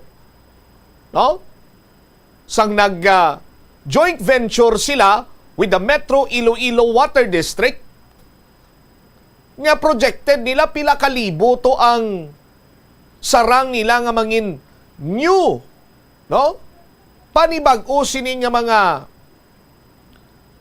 nang tawag konsumidor per se kay ti matakod na bala sa ila or mapapalinya baton sa ila sini nga serbisyo pinagi sa pag-lay down sa mga pipes dira, so on and so forth. Ti pila na katuig nang nagligad sa San Opang joint venture. If my memory serves me right, daw 2020 pa adto. Ti apat na katuig. Pila iya ang nadugang sa mga consumer sa Metro Pacific Iloilo Waters. Sa aton sinimatag palamati. Tapos mambalang Metro Pacific Iloilo Waters niya ma-rotational kami masalusag-ob kag madulo-deliver kami kay kulang kami sang tubig. Tianay kay may pundo bangod nga yara kita sa state of calamity kag mabakal ang syudad sang Iloilo, ang city government. Di may tubig manggali. Sa aton sini nga mga kabumbo, That is why si Flow Water Resources Iloilo Incorporated kag si Bombo Radio Philippines Foundation Incorporated nagdonar sa aton sini nga mga kabumbo. Sang potable water. nagdonar iya sang potable water ni niya siling nga mga brumaligya pa. Nagdonar. Tikibulig mo. Ara nga ba sa state of calamity? Sa aton sini nga mga kabumbo? Ti subong iya. And even before pa lang nga daan, nagapati na kung when there is calamity, there is opportunity. Opportunity sa ano? 12 million opportunities. So 12,500,000 opportunities. Ang ara sa aton sini nga matag palamati. Kag posible madugangan pagid ni ang opportunity. Posible nga magalabot pa sa 15 million opportunities sa aton sini matag palamati. Pero the fact remains, kay may inugbakal tubig, may ara gali si Metro Pacific, may ara gali si Balibago. Di ba? Sa aton sini nga mga kabumbo. Pero sang tion nga nagapangusisa ang Iloilo City Disaster Risk Reduction and Management Office, iwan man to sila dala nga inugbakal ka tubig. Ay, di ba? Sa aton sini matag palamate. Ti grabe ang opportunities diriya sa syudad sa Iloilo, naglabot sa 12.5 million opportunities kay may calamity. Kag posible magalabot pa sa 15 million opportunities. Pananglitan, magpadayon nga magapati kita or ginapapati kita nga may krisis sa tubig sa aton sini karon iya mga kabungbo. Yes! May ara sang krisis sa tubig sa aton sini nga mga kabungbo. Kaya nga aton sini makasubaan nubo ang level sang tubig bangod sa El Nino phenomenon. Grabe ang kainit sang panyempo subong. Pero tiya mo na bla, tira yan nagburon kag nagduyog-duyog.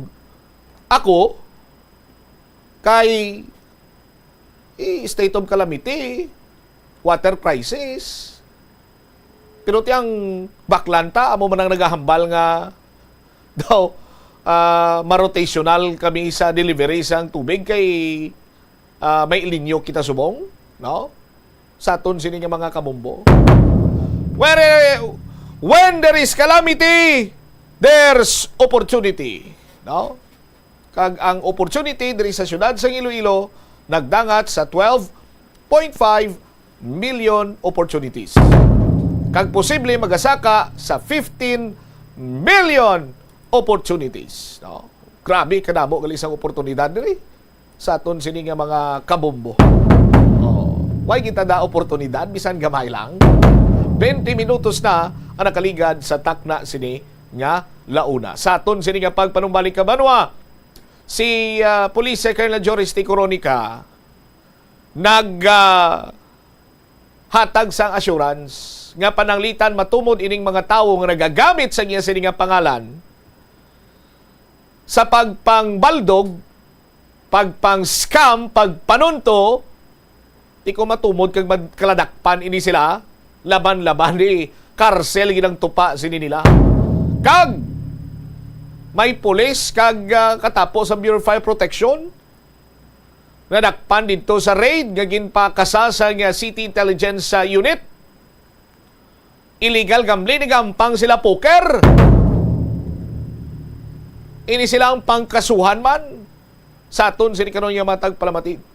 Patpato naton ini diri sa paday nga pagpalayag sang Bomboanay Soto kag bantayan. Punong barangay sa syudad ginpabombo kasunod sang pagpalupok sang pusil sa magluntad ang rambol. No? Kay may basketball game kuno. Do championship bala kagabi. Di naglabot sa rambol. Sa aton sini nga mga kabombo. Ti sikap kuno sandig sa information nga nabato naton dire nagpalupok di ba si kon ipaluyag malang ni Kap ipacify ang sitwasyon na. Anyway, istoryanta na sa aton sini nga pagpangalagad pagbalikta diri sa Momoray sa Unto pagkatapos ang pila ka importante nga mga panumdum oras nato. The Farmers Bazaar, your traditional public market with the touch of Plazuela Dos, ang isa ka lugar nga gintukod sa tion kag sa kasagsagan sa COVID-19 pandemic nga may tinutuyo nga maghatag sa imo sang safe marketing experience. Subong nga ang COVID-19 hindi na gid man dako nga pamahog kag nagapakadto na kita sa next normal. Rest assured nga ang Farmers Bazaar will further evolve agud yung magpadayon sa paghatag sa inyo sing satisfying marketing experience. The Farmers Bazaar sa lower level tara na pahamtang ang fish, poultry kag meat section para naman sa inyo mga kinahanglanon nga prutas, utan kag iban pa, magbisita sa upper level pinaagi sa paggamit sa hagdanan o kon sa pagkadto direkta sa parking lot. The Farmers Bazaar, your traditional public market with the touch of Plazuela Dos. Plazuela de Iloilo Billboard of Activities for April 21 to 27, 2024. It's Strike 2 for the month of April para kay Mr. Totong Villaruz kag sang iyang banda. Bangod silang natalana nga maghatag sa inyo sang isa pack rounds and great musical show sa Concert at the Plaza. Manginiinyo sa Abril 27, Sabado, umpisa alas 6 sa gabi. Sa tion sa musical show, napuro ka mga matahom nga Plazuela de Iloilo Mags kag iban pa ang igaparapol sa mga suki sang Plazuela de Iloilo. Sa Abril 28, Domingo, ginaagdang tanan nga mangin kabahin sang Eucharistic celebration nga paghahiwaton sa La Tolda sa mong adlaw alas 11 sang aga. Sa tion sang misa, ipangamuyo naton sa Ginoo nga hatagan nga kita sang grasya nga makitaan ang kahulugan sang pag-antos. Ngang pag-antos hindi magtulod sa aton palayo sa Ginoo, kundi nga magduso sa aton nga magparapit pagid sa iya. Plazuela de Iloilo, we remain to be one with you in a common hope for a better community and a progressive country in 2024. Yari nga mga epektibo nga pamaagi agud mapabilin nga safe ang pagkaon sa imo pamilya. Lutoon sa maayong pagkaon, ilabi na ang karne, manok, itlog, kag mga seafoods. Sa pagluto sa mga pagkaon nga may sabaw o konsarsa, pabukalan, kag paturon nga nagalabot ini sa 70 degrees Celsius ang temperatura. Bago kaunon, initon sang husto ang mga nabilin nga mga pagkaon o konsudan. Taguon ang pagkaon sa husto nga temperatura. Hindi pag-ibilin ang naluto nga pagkaon sa ordinaryo nga temperatura sa sulod sang 2 ka oras. Ibutang gilayon sa refrigerator ang luto nga pagkaon kag mga pagkaon nga madasig mapanos. Ipabiling nga mainit o kung masobra sa temperatura nga 60 degrees Celsius ang luto nga pagkaon, bago ini ihanda sa imo pamilya. Hindi pagtaguon sa madugay ang pagkaon, mangin sa refrigerator. Ini nga pahanumdom ang ginadulong sa imo sang the #1 and most trusted radio network in the country, Bombo Radio Philippines. Basta Radio! Bombo! Ang Ilonggo nga si Eugenio Eugene Torre amo ang una nga Filipino nga nakaangkon sang titulo nga chess grandmaster matapos siya ang nagdaog sang silver medal sa ginhiwat nga 21st Chess Olympiad sa Nice, France sang 1974. Sang 1976 sa isa ka chess tournament sa Manila, naghimo pagid sang maragtas si Torre bilang una nga nakaluto sa sadtuanay world champion nga si Anatoly Karpov sang Russia. Si Torre ang nangin malapit man nga abyan sang American chess grandmaster nga si Bobby Fischer. Natawo si Torre sa Iloilo City sadtong November 4, 1951. Halos hindi na maisip ang mga medalya nga nahakot ni Torre para sa Pilipinas halin sa magkatuhay nga mga chess tournaments nga iya nadagaan sa magkatuhay nga bahin sang kalibutan. Sang 2021 nalakip si Torre sa World Chess Hall of Fame. Magpabilin nga safe kag healthy sa panahon sang El Nino. Magkinot sang tubig gagamiton ini sa insakto. Takluban ang mga gintipon nga tubig agud hindi pagpangitlugan sang lamok. Likawan ang pagbulad sa init o kung magamit sang sunblock kag magdala sang payong. Magsuksok sang komportable nga bayo.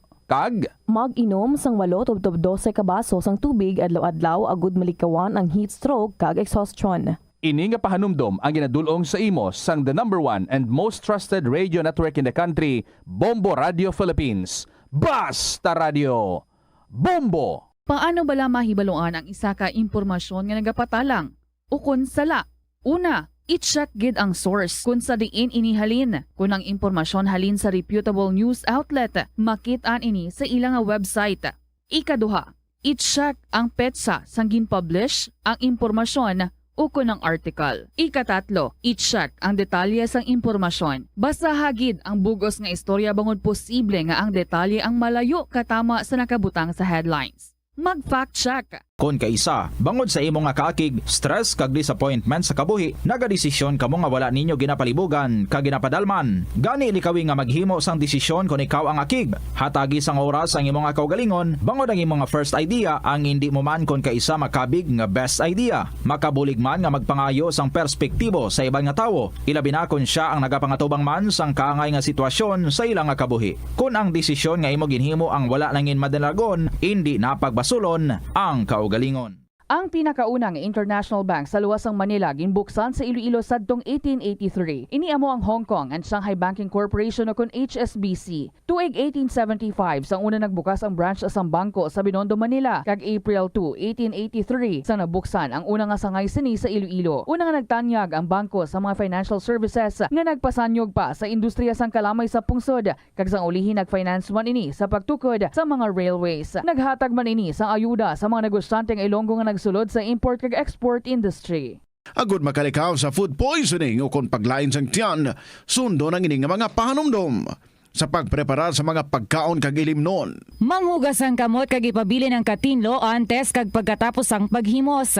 Kung nagamasakit, likawan ang pagpreparar sang pagkaon para sa iban. Siguraduhon nga naluto sang husto ang pagkaon. Kung mahimo, kauno ng pagkaon samtang mainit pa. Siguraduhon ang katinlo sang pagkaon agud ang selebrasyon mangin mas malipayon.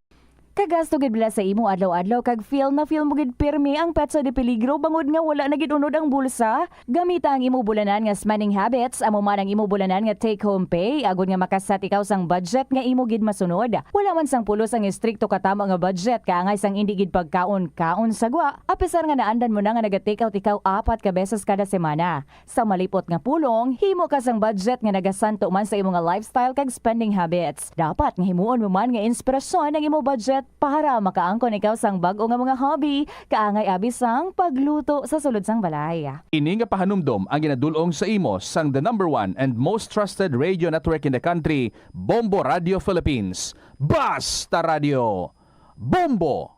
Kung sa imo pagbugtaw, magpalanakit man lang ang imo lawas, basi hindi ka naman namian magtulog.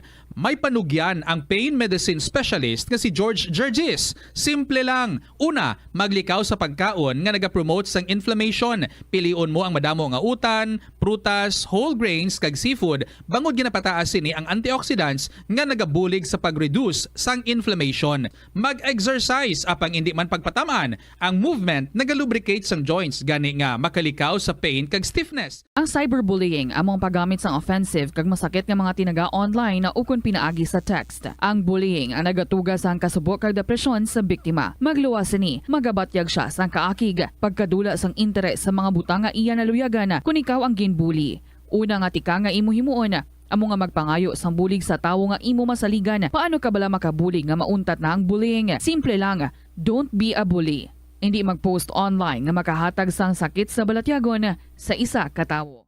Kadungan sang pagtigulang, nagataas man ang risgo sang vitamin deficiencies nga nagatuga sang physical kag emotional changes. Santo sa isa ka scientific study, ang B vitamins ang importante agud nga mag-function ang body cells nga nagabulig sa metabolism, paghimo sang bago nga blood cells kag nagabulig sa pag-maintain sang healthy skin cells, brain cells kag body tissues. Magluwas sa supplements, lakip sa mga pagkaon nga bastante sa vitamins amo ang karne, whole grains, prutas, gatas, cheese kag mga ulutanon. Mga kabombo nga motorista, yari ang mga pamaagi agud makatipid ka sa gatong. Ipasiguro nga yara permi sa maayong nga kondisyon ang imo salakyan. Check yara ang imo nga goma kag siguraduha nga yara sa husto nga tire pressure. Likawan nga naka-idle ang makina sang imo salakyan bangod nagakonsumo ini sang gatong.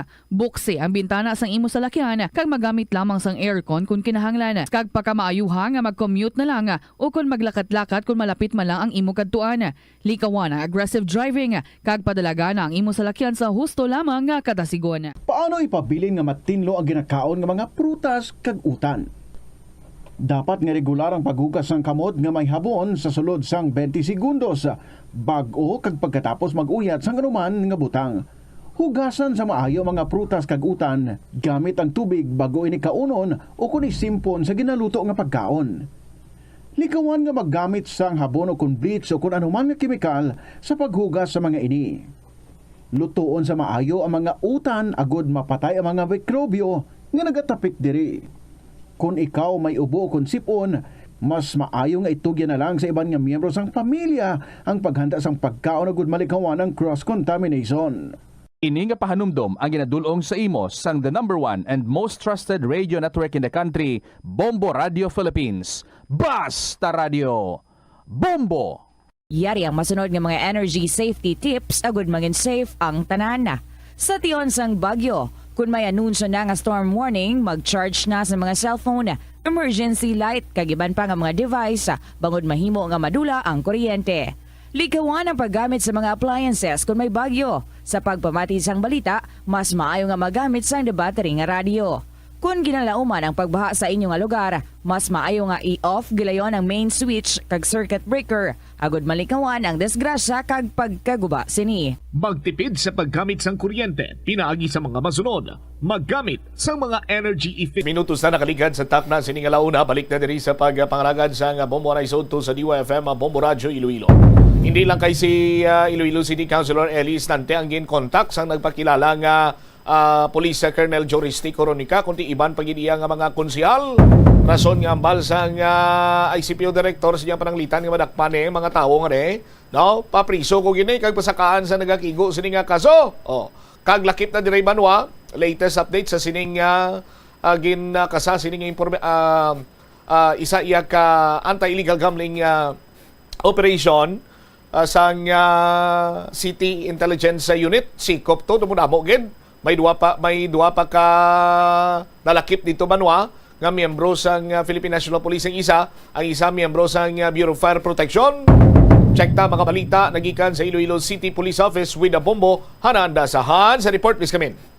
Bombo Cham, nagapanawagan si Iloilo City Police Office Director, Police Colonel Joristi Coronica sa publiko nga hindi magpati sa mga nagapanawag kag nagaklaim nga siya o kung sila si Police Colonel Joristi Coronica. Ini matapos na tutiban ni Police Colonel Coronica nga may nagagamit sa iya pangalan matapos may mga konsehal nga nagpa-confirm sa iya sumunggin lamang nga aga kung iya gid man nga numero ang nagtawag sa ila nga nagapangita sang kontraktor. Una na dito Bombo Cham nga tinagtawag inino samtang nagapatigayon man sang interview sa pila ka media sa Iloilo City Police Office si Police Colonel Joristi Coronica. Nagtawag ini nga si Councilor Ellie Stante nga tinagpamangkot kung kay Police Colonel Coronica gid man bala ang ing number nga nagatawag sa iya nga tinagapamangkot sang kontraktor dito sa Iloilo City Hall.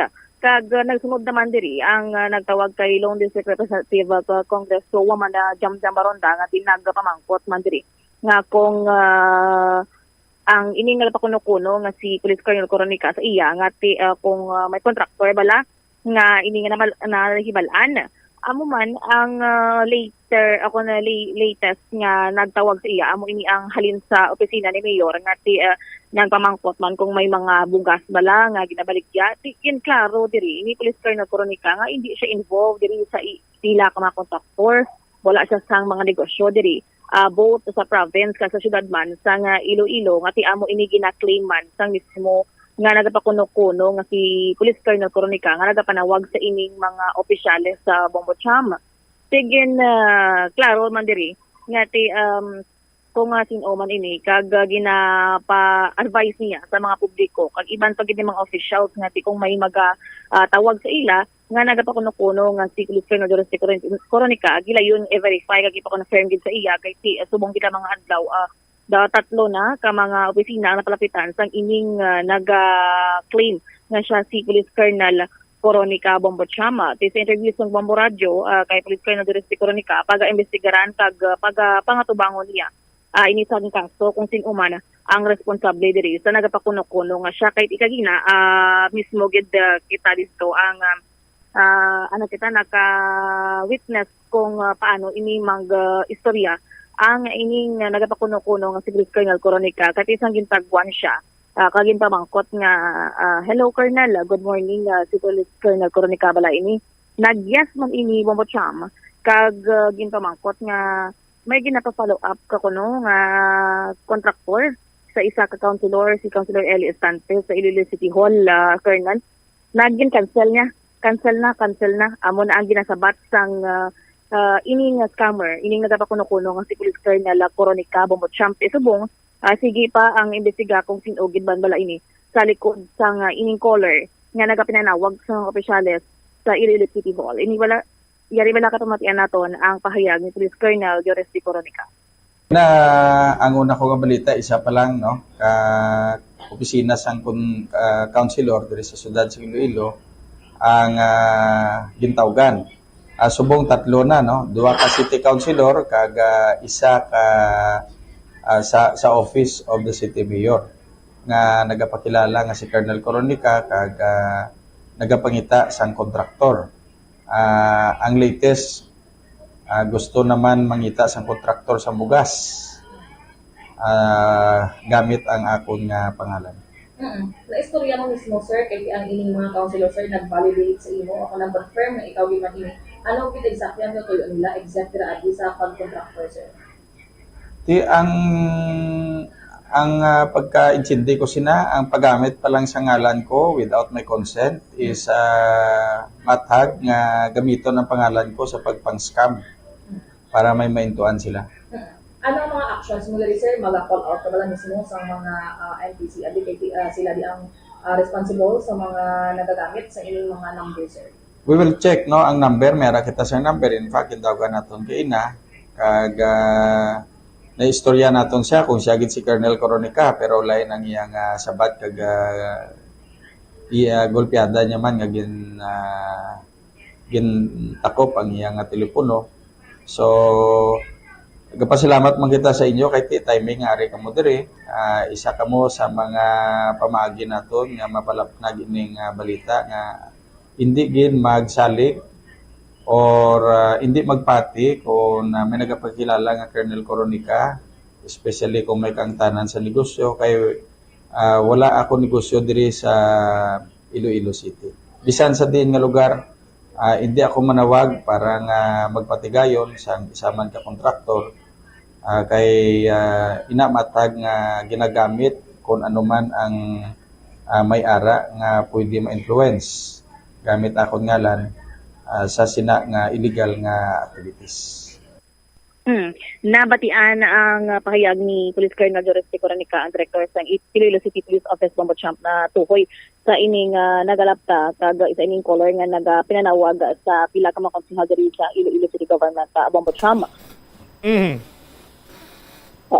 Kag sa dugang man nga balita Bombocham subong adlaw pagasakaan na sang kaso sang Iloilo City Police Office ang 29 ka mga nagkadakpan sa poker game nga ginraid sa City Intelligence Unit sa Iloilo City Police Office sa pagpanguna ni Police Lieutenant Colonel Benitez sa kang Sabado gid lamang sa Aurora Subdivision, Barangay Villa Anita City proper. Inigin na kumpirma man mismo ni Police Colonel Dorothy Coronica nga 28 ka mga dakpan ginaresto Manila dugang ang organizer isang poker game nga si Ray Anthony Bayag. Kag sa subong payag ni Coronica nga ang kaso nga ipasaka amo ang violation sang Presidential Decree 1602 o kon poker o kon illegal gambling. Kag sa karon preso na sa gakalain-lain nga police station sa syudad sa Iloilo ang mga arestado kay hindi makiter sa Police Station 1 man ang ining kadamon sang mga arestado nga nalakip sa illegal gambling dito sa may Aurora subdivision na Bombo Champ. Lakip naman diriya ang isa ka pulis nga sang maasin PNP kung sa diin isa ini siya ka police sub sergeant kasi Wilmar Sompio nga siya ang involved dito kag amo man ang isa ka tapo sa Bureau of Fire Protection nga si Fire Officer 1 John Ray de la Peña Bombo Champ nga pagkakasakaan man sang kaso administratibo ini sila. Yari ba nakatamatian naton ang pahayag naman ni Police Colonel Joris P. Coronica. Report nga ato na baton 29 ang naristo sang aton nga CIU operatives. Okay, ano sir ang diri update file na sila kaso today kag ano nga kaso ni? Yes, gina-prepare ang ang mga documents no para nga ma-file naton before pa man mag-lapse ang reglementary period.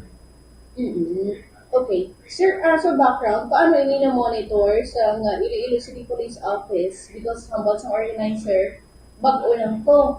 Kag nagasalid sila nga legal kung mga poker, kung hindi, kumbaga tournament, kag hindi ini siya illegal gambling. Ang tanan nga that involves as a game of chance, it's illegal gambling. So, makita mo sa mga ebidensya to may mga kwarta. Wala man sila sang papel nga nagakaigo nga ma-prove nila sa aton nga lisensyado ang ilang pampang. Okay. Sir, ang ining mga personalities nga dito, sir, may ibang rin yung background sa illegal gambling. Ano na siya, sir, ang ilang grupo ni makabigyan mo daw medyo organisado sila diri nga mga manuhambang. Kaya actually, sir, na-post ini sa Facebook. Pag nabutang, kung pila ang ilang bayad for registration, kung pila pot money. Makita mo sa setup pa lang, no? Do ala casino o Las Vegas nga setup. So, I would surmise nga organisado ang ilang pagpampang. May tao sa likod, sir? That we have to investigate further. No, kung may aragin man o why. Anong mga kaso ba sir exactly sir ang ipapatao sa Panginoy Pika ng mga persona na involved? Illegal gambling. And also sir, ang illegal gambling ba lang mahambal natin ang available sa kananin sir? Yes, it's available ang illegal gambling. For the meantime, sir, di sila sir na pang-detain? Tungod nga perte sila kadamo, kag hindi sila ma-accommodate sa Station 1, may ara nga nabutang sa iban nga police station. Pero diri lang sa Iloilo Yes. City, sir, makiter ang kanakungan nila. Yes. As for the background naman yan sir sa mga police sir at ang bumbero sa may arat naman sir. Ang aton nga police, no, naga-duty siya sa sa Maasin. Kag ang bombero naman naga-duty diri sa Iloilo City. Sa latest walang investigation sa ila sir, pagkamangkot at isa na dugay na sila involved ay sir. Hindi naton ma-validate ang importante nga nadakpan naton sila sa illegal nga gambling. Sir, kung in case mo mapasakit yung mga kaso sa ating mga officials, may possibility nga matanggal sa arrest? Depende, no? Kung actually ang administrative case naman hindi man namon sila tao, so ang may may authority ang iyang commander, no? So wala kami idea kung paano nila na i-commence, no, sa Osano ang administrative case. Nabatian ang pahayag naman ni Police Colonel Joris P. Coronica Bombo Champ na tukoy naman iya sa illegal gambling at tabo dito sa may Aurora sa Division na Bombo Champ. Kag dugang laman dira nga confirm naman nga ang ining bet money nagabalor man sang 103,000 pesos. Nga sige amo na ang final kay isang last time gen consolidate man ini nga nagbalor gid man sa 103,000 pesos ang tanan nga bet money Bombo Champ kag buong gina ginapangitaan naton o kung sa ginapangitaan naton sang ining statement man na mismo ni Police Major Jose Nemias Pamplona nga siya ang ining unit commander, station commander man sang Maasin Police Station, Mambocham, nga which is responsible man sa ining iyang tinaho nga involved dito sa illegal gambling, Mambocham. All right. Ini si Bombo Hanajoy Mendoza Andasa para sa number one and most trusted radio network in the country, Bombo Radio Philippines. Basta Radio, Bombo! Salamat kid Bombo Hana Andasa sa imo siniyang follow-up report, no? Ti patal gining istorya karon para sa katapo sa Bureau of Fire Protection. Hilabi pa kun on duty siya kag subong man sa katapo sa Philippine National Police. Kung ini sila ang on duty kag yara sila iya sa gambling place. Bisan hindi pa sila gani on duty kay ini sila ang ginadumili nga magsulod bisan magpalapit lang gani, no? Or magbisita sa mga lugar nga kung sa diin may ara sang sugal or gambling establishments. Lisensyado o kung hindi man lisensyado, ti karon hindi pa lisensyado sa aton sining mga kabombo, ara sila dito kag hindi lang basta ara sandig sa impormasyon, di nagapakigbahin gid sila sa sining panahor or gambling sa aton sining mga kauturan. Timay lang kay grabe ang radar sang City Intelligence Unit. That is why nga natiklo ining isa iya ka lugar nga pasugalan sa aton sining karon nga mga kabombo. Kag sa bahay naman sa mga nagapanggamit sa ngalan sa aton sining City Director, base siguro kung may kainit ni Simo, Colonel Juristi Coronica, sir, nga kadamuon sa pangalan sa opisyal, ang imo gid nga ngalan ang nagagwa. Sa sining connect nga kuno nagapangita sa kontraktor. Maluoy ka, oo. Di kabay pa nga madakpan ini sa aton sining mga kabombo kay man ara naman bala dira ang contact number. May ara man bala nga ginauyatan karon si Colonel Coronica, pwede nyo na matrace siguro, Colonel, no? Para nga matumod kung sino ining mga tawo or persona sa likod sining pagpanunto gamit ang imo sining nga pangalan. 49 minutos na nakaligad sa takna nga launa. Nag-standby karon si Bombo Marisol Labiñas. May isa ka concerned citizen nga nagpadala sang video diri sa Bombo Radio kag iya sini nga ginsaysay nga kagabi mayara sang championship game sa tunga sa magtimbang sini iyang bahin sa basketball nga ginhiwat nila sa may cover gym sa barangay Don Esteban Lapus. Hindi mayong nangin ending sang championship sa championship game kay nagrambol. Pero ang ginakakulbaan sang pila ka mga ginikanan kay may nagpalupok. Antes sang report ni Bombo Solviñas, pakita naton ang bilog nga video footage nga ginpadala sang concerned citizen diri sa Bombo Radio.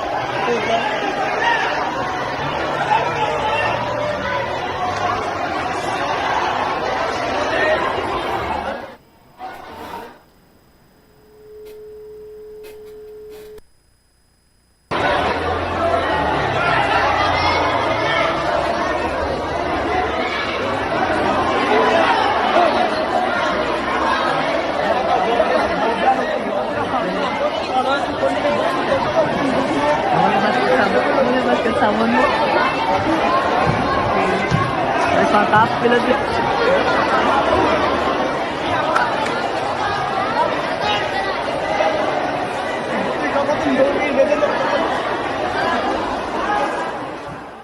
There you have it. Amo ni ang amo yan to ang video, no? Sa aton sini nga mga kabombo. Now, sandig sa ginpalabot nga impormasyon diri sa Bombo Radio, ining lalaki nga naka-green may dala pusel. No? Kag kung makita nyo pa gani sa video sa aton sini mga kabombo, nagwa ini siya sa cover gym. Pagwa sa cover gym, dito na batian ang lagpak. Duha ka lagpak. Tiki, hindi man gid mayokon high-end. Why hindi man sila nagapangikay. Pero ang makasulod, balangor na nakuha nga audio sang cellphone is daw lagpak duha ka beses. Kag further sa video makita tapang nagalakat-lakat ining lalaki nga naka-berde kag nagabitbit sang iya sini nga armas lutang. Sandig diri sa nagpadala sang video banwa, gintumod kag ginkilala ining lalaki nga amo si punong barangay Elfren Sinayo. Kag in fairness man sa kay Kap, ginpadulungan sang Bombo News team agod husisaon kung ano gid man kamatuod ining nasambit karon nga video si Bombo Marisol Binyas by follow-up report. Sol, sa report please come in. Ginako diri Bombo Cham sang punong barangay Esteban Lapus nga may bitbit ini siya nga pusil sang gabi kagyara man ini sa cover gym apang ginapanginwala sini nga wala siya nagpalupok. Ini may kaangtanan no sa nabato naton nga reklamo na hanungod sa ginaaligar pag pinalupok sini sa sulod sang cover gym o kon sa cover gym sa sang cover gym sang may natabo iya nga pagrinambulanay sa ila sini nga ginadihon nga paligya sang gabi sa diin best of 4 inning iamo ning pinakauna nga pahampang for championship tani. Sang natigay naton nga ma-interview diri si punong barangay Elfren Sinayo, ang punong barangay sang barangay Don Esteban Lapus.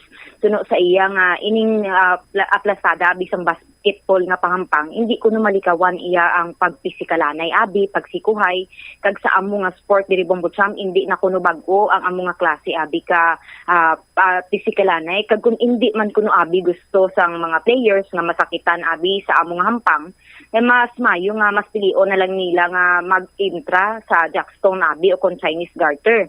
Ginsaysay diri ni punong barangay Sinayo nga ang natabo kuno sang gabi may nagsinikuhay ining duha ka grupo ining Kabalyans kag ang zone 2 nga team sa diin after sang sinikuhay nag-declare diri sang double foul ining referee so duwa ang may isa ka na foul diri sa bahin sa Kabalyans sa may zone 2 nga grupo may ara man.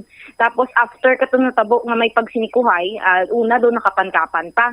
Pero suno kay punong barangay Sinayo nga may nag-intra kuno nga outsider, isa ka mga utod abi, sang isa ka mga player diri sa may team Kabalyans. Sa diin gilayon man inigin saway ni punong barangay Sinayo pero nakibot ini Bombo Cham nga wala pa kuno makapalayo abi sa ginatindugan sini gulpi lang nag-intra man kuno ang amay sang amo nga player kag didto na nagkarambula nagbinumbahanay sang inumol kag natamaan gid gani ang amay diri sang isa ka mga player sang Kabalyan sang nakaagom pa sang pila ka mga bukol kag pilas abi sa iyang itsura kag lawas.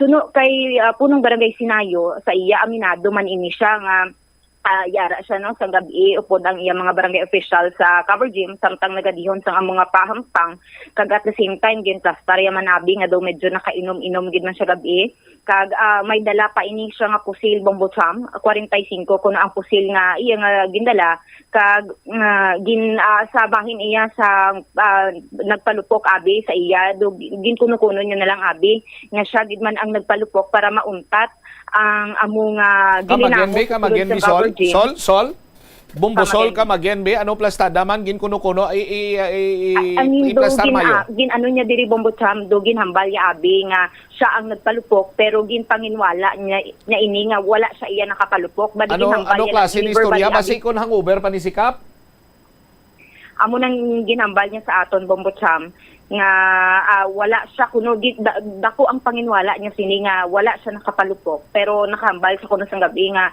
nagpalupok siya para lang makuwag ni bala ining gilinamo o kun rin ang bulanay sa sulod sang ila basketball court. Sa subong ang gindesisyonan nga iban ining player abi nga tugagid sang amo nga ginamo pero ang pahampang iya especially sa mga teams abi nga involved padayon na sa gihapon ang ila abi nga involvement iya sa ginadihon nga championship sang basketball. So sa bahin sang interview man naton if may na-recover abi sa mga slag sang bala since may nabatian nga paglinupok suno kay kunong barangay Sinayo wala gid kuno sang may nakita diri sila nga slag kay suno sa iya naka-focus man kuno sila sa pag awat iya o pagpauntat sang sining rinambulanay kag ti amo na no suno sa iya ginadayaw naman gani kung sino diri ang nagpalupok kay kun wala abi nagpalupok kuno kung sino man ang posible nagpalupok wala naguntat ining gilinamo sa sulod sang cover gym sa dudong bala nga pahayag aton pamatian si punong barangay Elfren Sinayo. Aga kami. Di ini nag-start Kap, anong natabo? Wala mo nag-start kay siyempre ang basketball nga ginatawag yan may physical. Ti kung gusto mo nga hindi kapag yan physical, jackstone mo nga ang panguni. Para wala siyang gamo. Pero di sino na din nga grupo Kap ang nakita mo nga doon nagumpisa gid sa gamo? Balan mo sang time nga to, siyempre hindi mo mapaktan kung anong sitwasyon kay merit man ta. Kung naigo kada kasi ko, siyempre ang isa mapikon man, mabalos man. Te sang time nga to do na kuwan pa namo na kapan-kapan. Ang problema kay nag-intra pag ilang utod. Amo to nga ginsaway kong utod. Bakuway kay labot. Sinabat pa ko nga away ko labot kay utod ko na. Ti amba ko bisan utod mo na kay way kay ga-intra sa basket. Oo. Nagano utod yaw? Anong ginabra sa utod ya? Nagkuan nag-intra man eh. Ti amo to nga sang nagtalikod ko. Nagambal na ko nga ipagwaon na yung way labot. Pagtalikod ko na binumbahan ay naman ang amay naman nag-intra mo to nag-rinapuyot na. Okay. So di ini sila nga team? Halin? Ano nga team ni ang nag-umpisa gid? Kaya sila ay kabalance kaga ang mismo ganing upod sang atong taga-kabalance nga nag-umpisa sang gamo. Way gani nag-apin sa iya? Okay. Nga akapaw, anong ginobrayaw? Tiga talikod ko sang time nga to. Pero nakapankapan ko. Kay daw nagsikuhanay. Problema kay nagrinabuyot. Kay nag-intra ang amay. Okay. So ano na din? May mga pilas? Ano may mga bukol? Desin o na din mga... Kaya ang amay to may mga pilas to. Kay tungudamo to nagamak siya. Isalayaman mo. Oh. Bali, mag-utod kag mag-amay. Mga tatlo sila gid. Tatlo gid sila. Involvado. Tranida sa piyak. Piyak nga time. Ang amay sinumbag itong isa sa zone 2. Ang pamangkot, ano yung labot niya? Tuod nga amay isa pero hindi kaya involvado na sampang. Kung gusto mo yan nga hindi ka maka-intra, Jackstone pampangon mo o kung Chinese garter sa bata mo. Ano ning mga involvado? May mga minor din? Wala, legal age na. Legal age. So, Kap, may allege nga nagpalambot sa amon, di nga nagpalupok. Ikaw kuno, Kap? Ako lang to yambal. Huwag kaya kapalupok Para nga daw kuwan labot, sino na palupok to? Okay, oo. Pero Kap, pusil ikaw? Mayara, kuya pusil. Lisensyado man ako. Yes. Ano nga pusil, Kap? 45. Bali ang pusil mo ni Kap, yung nga ginapanag-iyas ang time na to, wala mo nadala? Dala ko pero way kuya gin kon. Way. Pero pila na nakatuig Kap ang lisensya sa imong nga pusil? Gusto mo makita, pakita ko simo. Hindi Kap. Ano lang? Hindi lisensya, pakita ko simo. Pero mga pila na nakatuig Kap? Do, pila na nakatuig sa akon do 3. Balik kita sa Rumble Cup. Ano ni ang plastada subong sang duha ka grupo after ka atong do na iban ko na sa kay sa nagligad siya manag ng pisan sang gamo. Bala ano nung matabo sa kabalance nga ni? Sige, continue ilayam pang amo man. Pero atong involvado hindi na. Ang involved lang hindi na sila pagpapangon. Pero sino nga na-recover nga slag sang bala ka? Kung ma-identify tabi. Wala po ka balo ang amo focus kay gabi ang gamo. Kap wala gid ikaw nakapalupok sa wala kaya kapalupok sa mga time. Paano nyo ginawat Kap ang away ko din? Te pag bati nila sa lupok to mo sino na palupok to pag bati nila nagpuluag da yung tabo. Pero kung ako, pabor man ko to sa nagpalupok kung sino to sa. Kay kung wala to nagpalupok, grabe nga kinapungulay to nga. Mga pila kalupok ang nabatian gabi, Kap? Daway ko ka kuan kay siyempre ga patunga ko mo. Nabatian diri ang aton nga interview kay punong barangay Elfren Sinayo Bombotsam. Di may gipakita si Kap sa imo nga dokumento nga may lisensya siya? Balaan mo malayo-layo pa man ang balay ni Kap sini Bombotsam sa may barangay. Kung mo sina nga magambal si kung may magambal si mo nga gusto mo makita ang lisensya o ko ato ulaton ta kadi. Oh. Para aton yung pruiba man lang aton mo. Anyway, why gid si Kap kuno nakapalupok? Ginapanginwala sini Bombotsam nga wala gid siya nakapalupok sa mga tinion niya to kay nagpatunga siya kuno para mauntat o kon magpugong sa tong nagapadayon ni Rinambol. Ang bayo ni sang nagakapot sang pusel, do mamo man sa bayo subong ni Kap, no? Exactly, Bombotsam. Okay, play tabiliwat ta Bombo Brennan. Ang video nga may linok panay bla. Oh, ara. Liwat nga video, rewind gamay, Engineer Leog ko.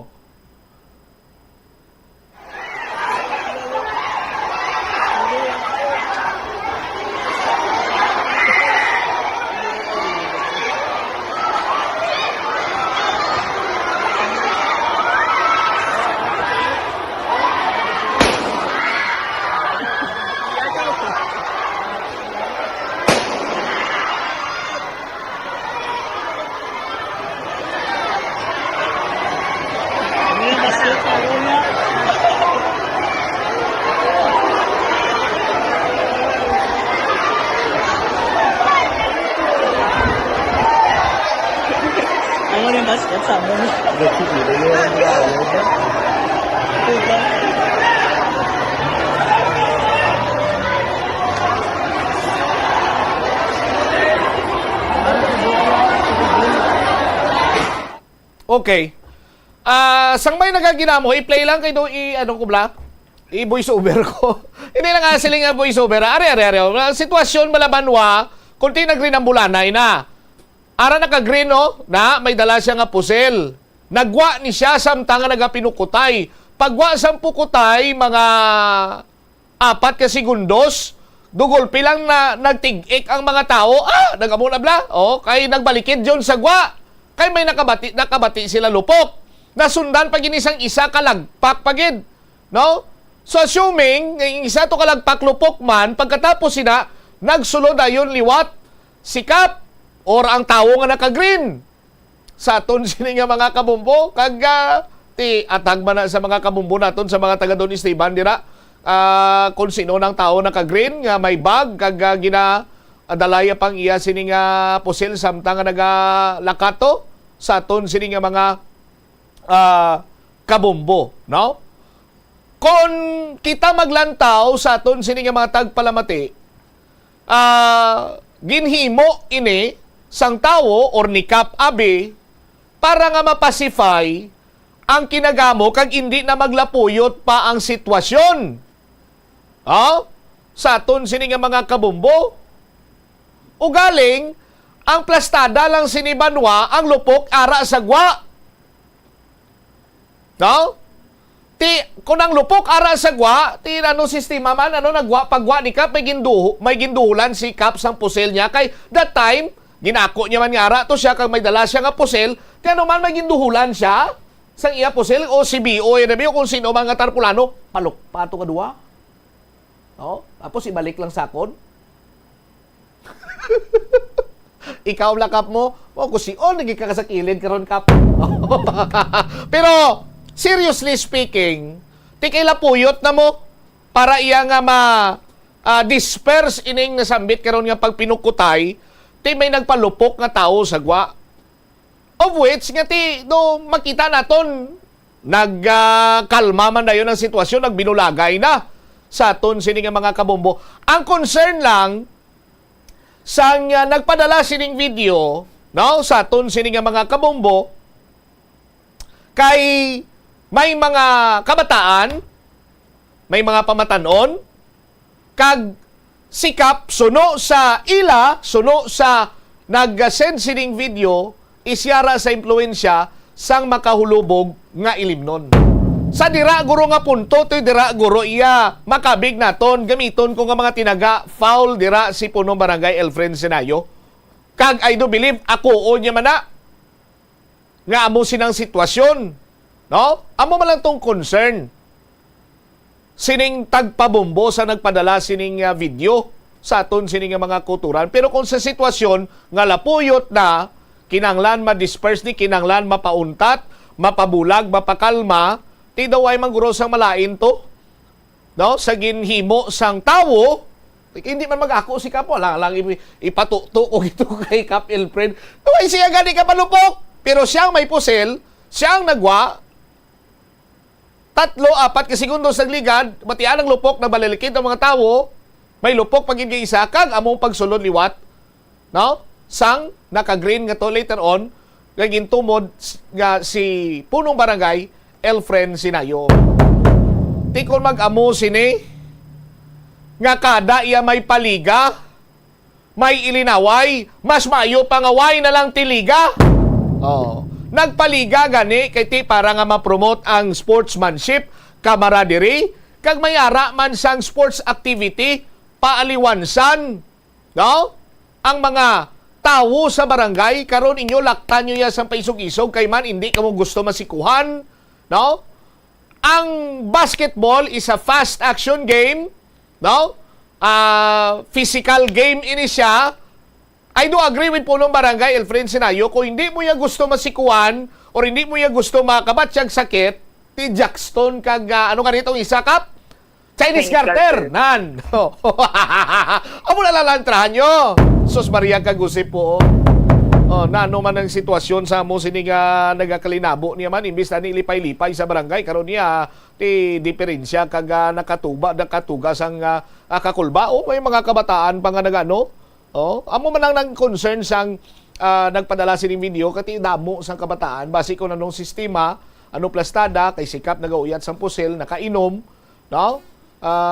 Waita man na pangayo pero ang tuyo lamang to tani ni Kap nga ipauntaton ining malapuyot nga rinambulanay. 9 minutos sa nakalikad sa takna sininga las 2. Standby na sa kapon lamang program kaupo naman sa kay Tita Regine. Ismombot siya Blanco over gabilin sa imo. Sa manenay nga hapon, may God bless us all. Para sa the number 1 most trusted radio network kinakantri ang Bombo Radio Philippines. Basta Radio Bombo Ora. The Farmers Bazaar, your traditional public market with the touch of Plazuela Dos, ang isa ka lugar nga gintukod sa tion kag sa kasagsagan sa COVID-19 pandemic nga may tinutuyo nga maghatag sa imo sang safe marketing experience. Subong nga ang COVID-19 hindi nagidman dako nga pamahog kag nagapakadto na kita sa next normal. Rest assured nga ang Farmers Bazaar will further evolve agud nga magpadayon sa paghatag sa inyo sing satisfying marketing experience. The Farmers Bazaar sa lower level tara na pahamtang ang fish, poultry kag meat section para naman sa inyo mga kinahanglanon nga prutas, utan kag iban pa, magbisita sa upper level pinaagi sa paggamit sa hagdanan ukon sa pagkadto direkta sa parking lot. The Farmers Bazaar, your traditional public market with the touch of Plazuela Dos. Plazuela de Iloilo Billboard of Activities for April 21 to 27, 2024. It's strike 2 for the month of April para kay Mr. Totong Villaruz kag sang iyang banda. Bangod silang natalana nga maghatag sa inyo sang isa pack rounds and great musical show sa concert at the plaza. Manginiinyo sa Abril 27, Sabado, umpisa alas 6 sa gabi.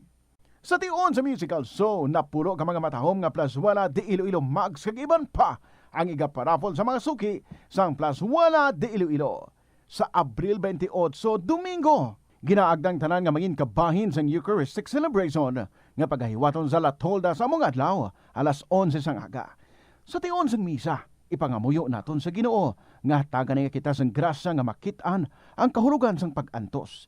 Ngang pag-antos hindi magtulod sa aton palayo sa Ginoo, kundi nga magduso sa aton nga magparapit pagid sa iya. plus wala di Iloilo. We remain to be one with you in a common hope for a better community and a progressive country in 2024.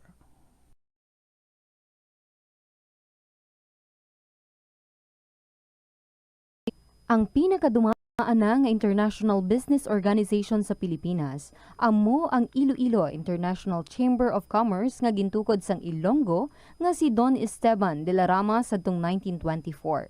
Si de la Rama nagserbi nga general sang panahon sang Philippine Revolution kag nangin senador sang pungsod halin sang 1941 tubtob 1947. Sang 1923, gintukod ni de la Rama ang Panay Electric Company. Magluwas sa interes sa industriya sang kalamay kag kuryente, gintukod man sang ila kompanya ang De La Rama Steamship Company Incorporated sa Iloilo nga mo ang nagbiyahe sa Iloilo kag Negros. Ang duwa sini ka barko nga Don Esteban kag Don Isidro ang ginpasad pa sang Frederick Krupp Germania Shipyard sa Kiel sadtong 1939 kag gingamit bilang troop transport para sa US Armed Forces sa Pacific Theater sang World War II. Masami bala nga nagabiring ang imutiil? Suno kay Dr. John Hubert Pua, isa ka orthopedic surgeon, masami nga mabatyagan ang cramps sa idalom nga parte sang lawas. Apang mas delikado kung masami mo ini mabatyagan sa ibabaw nga parte sang imulawas, kaangay sang kamot, bangod posible ini nga palatandaan sang mas malala nga balatian, kaangay sang sakit sa tagipusoon, diabetes, kag hypothyroidism. Nagpanugyan ang doktor nga ang pinaka-epektibo nga solusyon sa cramps amo ang stretching exercise tubtob madula ang pagbiring.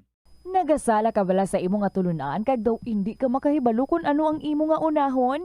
Kung magtuon ikaw, siguraduhang anay nga nakakaon ikaw sang maayo, agud nga maka-function ang imo nga utok. Kung gusto mo ang snacks, siguraduhan man nga napreparar na ini antes pa man ang imo study time. Bangod basi, mawili ikaw sa pagkuti sang imo nga pagkaon kag ma-distract ikaw sa imo nga tulunan.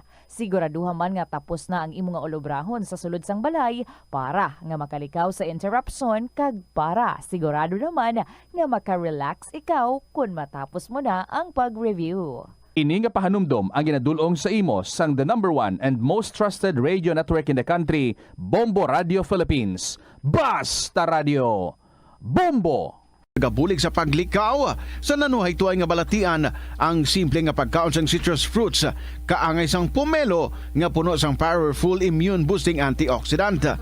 Ang pomelo ang puno man sang lycopene, isa ka anti-inflammatory, anti-aging antioxidant nga nagapanami isang supat.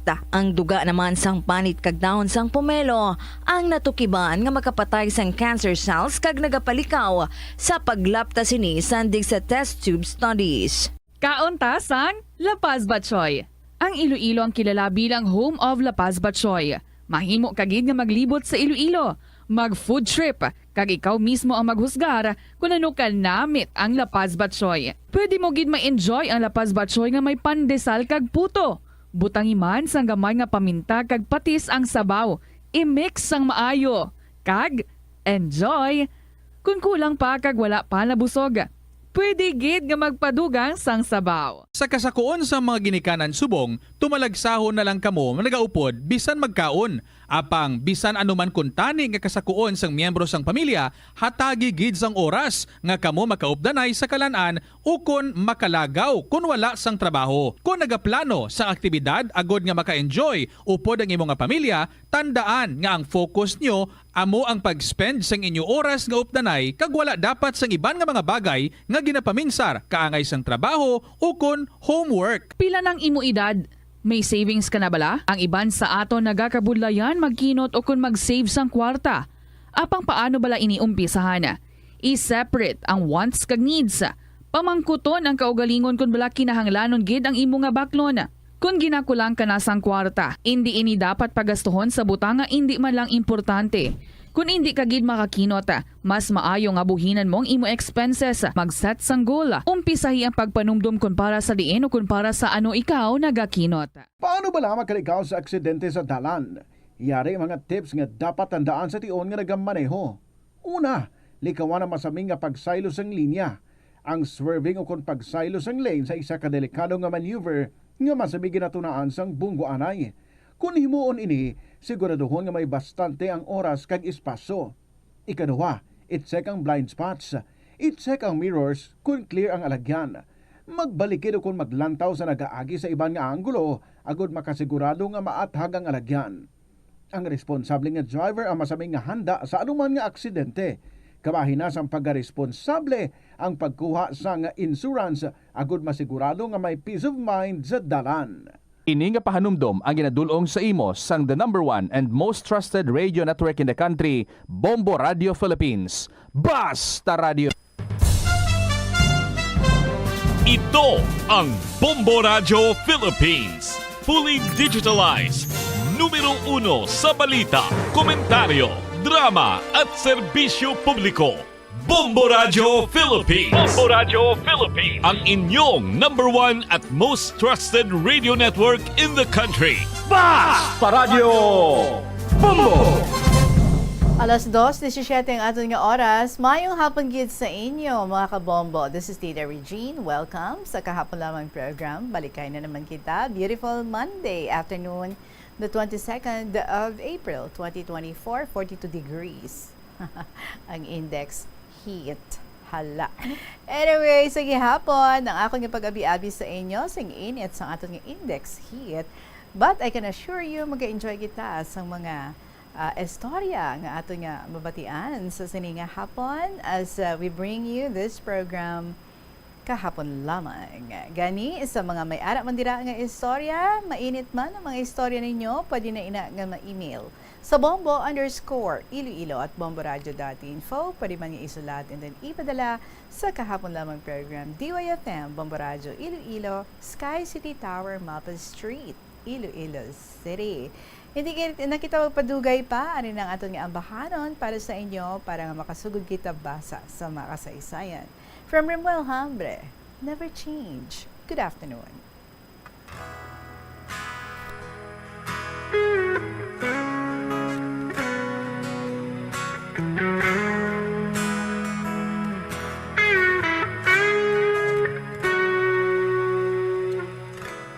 I'm a lonely boy in town, waiting for a girl that I've been missing. She tears my heart, it left me behind. She made me cry, I've lost my love, but baby, wherever you are, I will wait for you. Whatever I do, I will always think of you. My love will never change, my feelings still the same for you. Oh yeah,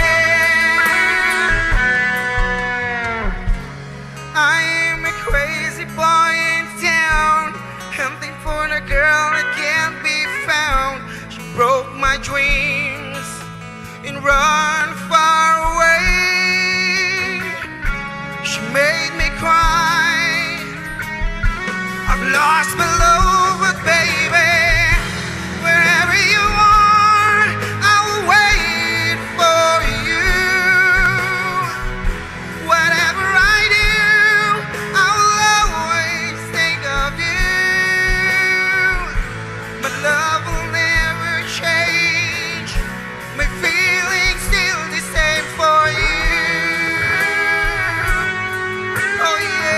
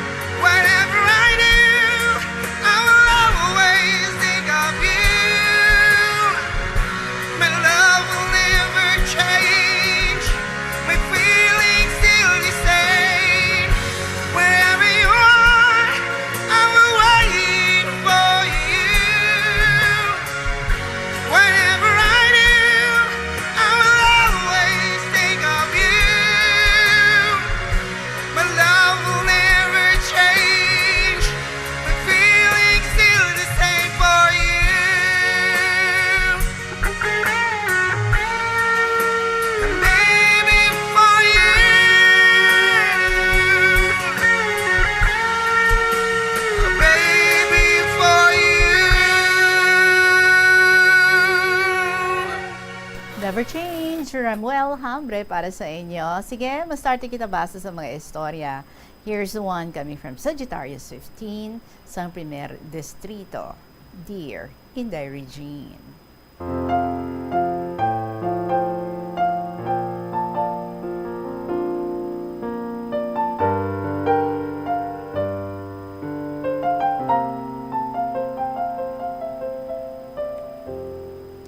Una sa tanan, maayong hapon, ilibigid sa imo mga kabombo kay mga bag-ohanon nga tagpalasakop usuki isang imo KLP nga makaaladik nga programa kag di ako mapahamtang kundi ako makapamati sa imong programa.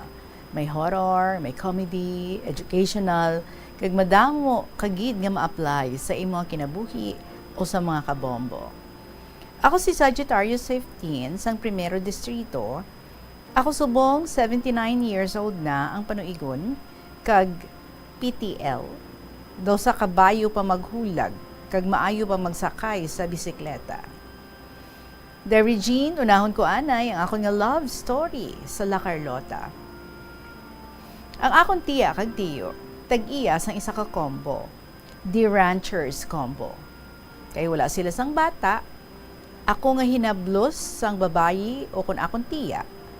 Ang akong tiyo, ang lawas niya daw si Gualberto Moron, nga isa ka maitom nga higante.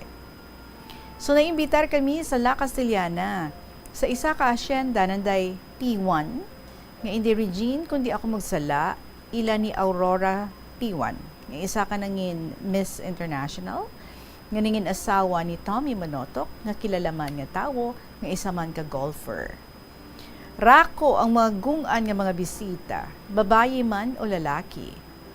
Ang moda nga mga bayo sa mga kababaihan, ari gamay lang nga buho ang design sa likod, kag halos mo makita ang ila duha ka chocolate heels.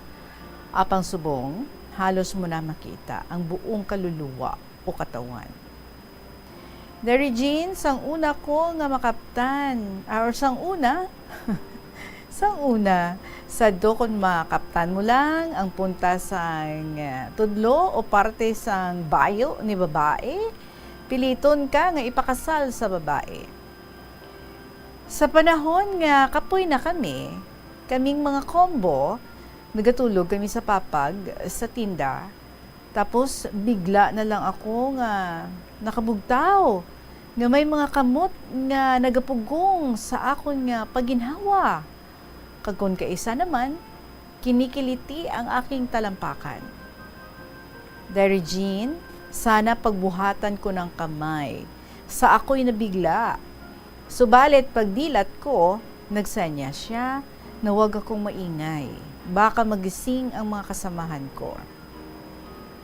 The Regine, ang babaeng ito, ay tiyahin ni B. Kadto kita kay B. Si B, bata, sang isa ka enkargado, sang isa ka asyenda. Nagkilalahay kami ni B, tungod kay sila ang nag-imbitar sa amon sa pag-asister sa ila. Ako bale ang nag-manage sa ila. The Regine, lako kabalo, nga debugali ni B. Tingala ko day, nga kung di ko magsala, pulo ka beses gid siya nag-ilis. Ay abaw, bongga no. So gapakanto pa kari kami ni B, kaganging ginhatag nga kuno bodyguard ko, isa ka buksidor sang akong tiyo nga si L. Day kay komo bag-o lang ako sa lugar, gapangandam ang tiyo ko, nga basi may malain niya matabo sa akon. Balan ko, palangga ako sang tiyo ko, kag tiya ko, kay wala sila bata. Kag basti ang ila hinablos, di gid man gwapo, apang makawiwili. Hehe, joke lang. Day, may lalaki nga saki sunod-sunod sa amon. Nobyo gali ni B. Wala man siya mahimo, kay tisoy ang iya kalaban, kag boksidor ang security, o kunang upod. Day, to cut the story short, isa lang kabutang, ang wala na mo nahimo, kay fully guarded kami. Kag nagbalik ako di sa Iloilo, kay nag-eskwela ako, taking up Bachelor of Arts. Nagsulatay kami ni B, apang di niya mabaton. Kaya halos adlaw-adlaw, ginatanaw sang tiya ni B sa post office. Dahil nagkasugtanay kami, nga kung ano sa iya, maapas lang di siya sa Iloilo. Nakapamana si B, kagang siling ko, kung di ukol, di bubukol. So amo na day nga ang hulubaton kang mga kamalaman. Ang gugma sa mga tigulang daw sa igi nga nagakamang. Kag bisan anhon mo nga tikwang, tida ikaw na lang sugpon. Pwede. Bitin ta na lang na. Part 2. Inday Regine, ang ikaduha, sa pag-eskwela ko sa isa ka kolehiyo sa may El de la Rama Street, lapit sa bottling company, sa isa ka maritime school. Ang babae ngayon nakatapos ng BSE, converted, kaya nakaagi maestra, somewhere sa Mindanao. Nagka-classmates kami sa Espanyol, Spanish 8 and under, kay Senyor Ortiz. Dahil tiyempo pa ato nga kon may palabas na gani si Elvis Presley, ay about day, gaalagaway na sila kung sino malibre sa plete sa sine, sa snacks, kag iba pa. Nagsiling si Sir Ortiz, nga Senior P, lato-lato sang mais, ang imo sabat sa imo answer booklet. Siling ko, Senyor, ikaw na lang ang bahala sa akon.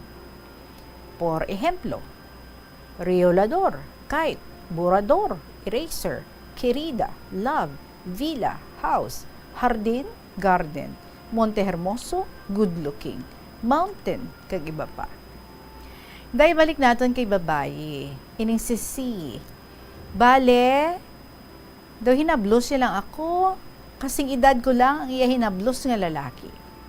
Yun sing ganan gani siya nga, ante, daw hinablos mo lang na si ay, dahil ambot sa iya, kayang akong pagtatar sa iya, bali nanay ko siya, o eldest sister, apang ambot sa iya. Dahil, halaka, bale, executive officer ako sa ROTC, kag busy gid ako, kay kung sa adlaw, gakuha ako BSE, kag sa gabi gatudlo ako sa high school. Kaya ang principal, akong tiyo. Ti day maano sila, hehe. Joke lang day tiguro qualified man ako. So akon mga students, ang iban magulang pa sa akon. Kaya ang iban sa ila, gatrabaho kon adlaw. Dahil gindala ako ni C sa ila baryo. Kag nakaupod ako sa ila, kay nakapaistorya siya sa akon lolo. Bilang tatay ko, kay siya ang nagpadako sa akon, kay siling ni C, nahadlo ko magupod, kay basi ko no, blank. Di ko lang ko no pagbasahon. Di, okay, sige, di ko pagbasahon. So, dahil pagkadto na akon sa ila, tapos na nga nakakadto kami ni tatay. Before nga nagupod ako sa ila, siling ko, need ko radyo. Pero, may gunting ako sa idalom sang akon ulunan. Ilabi na giday, kay ang bintana, may kadena. Kay kuno, may niyog lapit sa bintana, nga pwede sakaan panaugan. Ang kwarto, kortina lang ang harang. Ang ako nabilin sa lawas, bayo lang sa upper part, kag brief lang ang underwear. Kaya di pa uso ang shorts. Dahil kung gabi, di ko halos makatulog, kay may gahinutikanay sa pihak kwarto. Lain na ang akong pamatsyag, kasi siling ko, basi di na ako makapauli pagkaaga. Ginabot ako, nga grabe kurog ko, kaginhuliran ako ni C. Hala ka day, nagmata si Manoy. Apang, di kami lagro, kay ginabantayan kami. Tiday, wala sing happening Abaw day, halaka, hulaton lang namon kun adlaw, kag may happening. Kung tapos na gani, kag sa time sa pagkaon, halagin tanaw ko ang tampi o tualya. Haladay, may blood, kadako. Karon ginapatuluan ko sang kalamansi. Nga siling nila, kung ginislan gani, malutaw na siya, nga isa ka part sang aton human body. Kaglipod lang, nga ginahulog ko sa idalom lamesa. Kag kung mag-inagaway na gani ang ayam kag uti, kuon ko, safe na ini kaunon. There, Regine, sorry, tutub lang anay diri, kag dugangan ko lang, parte sa halos tanan nga klase sang itlog, pagkonsorte ko sang college, dahil sa among kolehiyo, may mga kutsilyo sa bag, ang pagkadto namon sa iyabayaw nga lalaki, naging pahog ako sang pugakang, dahil tani anhing na ako subong. Sa nakatuga kami nga nagaling nagsanay sa among guest nga Italian guitarist Elio Mauro, kag isa ka Jamaican nga si Denise Ferrer nga nangin Miss Universe kag iba pa. In the Regine, correction is under your care. Hasta nga la madayon ang among kasal kag nahulugan si sang 5 months. Ang matinahuron, Sagittarius 15 sang 1 Distrito sang probinsya sang Iloilo.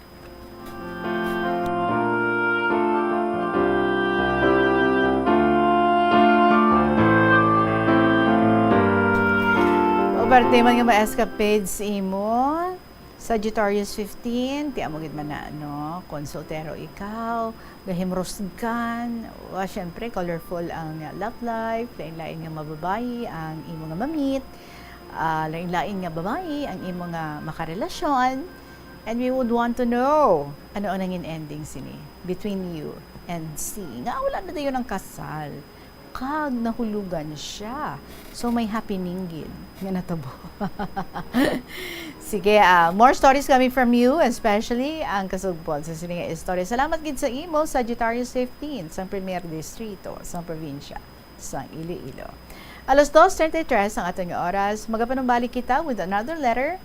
And this time, ang tag-iyas ng siningang sulat, amo si Tatay Eddie, sang Ahoy. Sa pagbalik, sang kahapon lamang program, You're with Tita Regine. Tanan kita mayara sang mabulig agud pakibatuan ang climate change. Magamit sang bag nga pwede magamit sang liwat-liwat agud mabuhinan ang plastic bag nga ginahaboy. Bangod ini nagatugas ang greenhouse gases. Ikaduha, hindi masumi magamit sang computer. Kung 4 ka oras lamang sa isa ka adlaw ang imo nga paggamit sang computer, makabuhing ka na sang carbon dioxide emission nga 83%. Ikatatlo, kung malapit man lang imo nga kaladuan, mas maayo nga maglakat o kung magsakay na lang sa bike. Magluwas sa makakinot ka na, mabuhinan pang polusyon nga nagatugas ang climate change. Yari ang mga tips nga dapat mo tandaan para mangin safe kag healthy ang pagkaon sa imong pamilya. Maglikaw sa tuman ka matambok, maasin, kag matamis nga mga pagkaon. Basahon sang maayo ang label sa mga balaklon kag i-check gid ang ilang nga expiration date. I-check sang maayo ang ginabakal nga karne kag isda agud makalikaw sa diarrhea kag food poisoning. Likawan naman nga magbakal sa mga unlabeled kag ginrepack nga mga pagkaon. Kung ginrepack gid man ini nga mga pagkaon, kinahanglan nga mayara sa gihapon ini sang husto nga label information. Ini nga pahanumdom ang ginadulong sa imo sang the #1 and most trusted radio network in the country, Bombo Radio Philippines. Basta Radio Bombo! Madamo sang balatian ang mahimo nga maangkon bangod sa El Nino season. Gani pahanumdom sa publiko nga maghimo sang precautionary measures bangod sa tuman nga init. Kagkakulang sang tubig ang posible kabangdanan sa mga balatian, kaangay sang asthma, cholera, dengue, diarrhea, fatigue, food poisoning, heat cramp, heat stroke, sunburn, typhoid fever, kag iban pa nga balatian, mangod sa pagkonsumo sang pagkaon nga apektado sang red tide.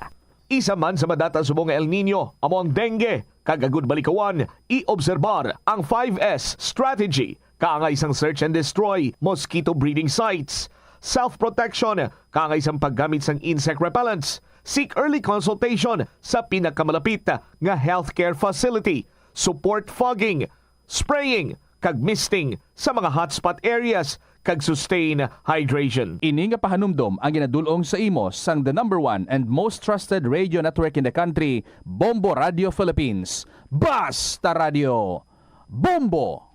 Atensyon sa mga mahilig magamit sang aircon. Nagpaandam ang medical expert batok sa mga balatian nga mahimo makuha gikan sa sobra-sobra nga paggamit sini. Sino ka Dr. Maria Encarnita Limpin, isa ka experienced healthcare specialist, mas maayo nga tsakyaron nga malimpyo ang hangin nga nagikan sa aircon bangod kun mahigko. Mahimo ini nga magtugas sang impeksyon kag mga balatian kaangay sang pulmonya. Gani hagan-hagan na lang ina bangod bisan makabulig ini sa imo sa maginot nga tiyempo, may risgo man ini sa imo nga ikaayong lawas. Nga ginadubilian ang illegal nga droga. Makamamatay. Ang nagagamit sang shabu posible mapatay tungod sa cardiac arrest o kung hindi gani tungod sa drug overdose. Makaguba sang lawas. Makadulot ini sang pagkaguba sang kidney ukon pag-angkon sang hepatitis, posible man nga malatnan sang acquired immune deficiency syndrome ukon AIDS. Maglikaw sa illegal nga droga para sa matawhay kag malinong nga komunidad kag pamilya.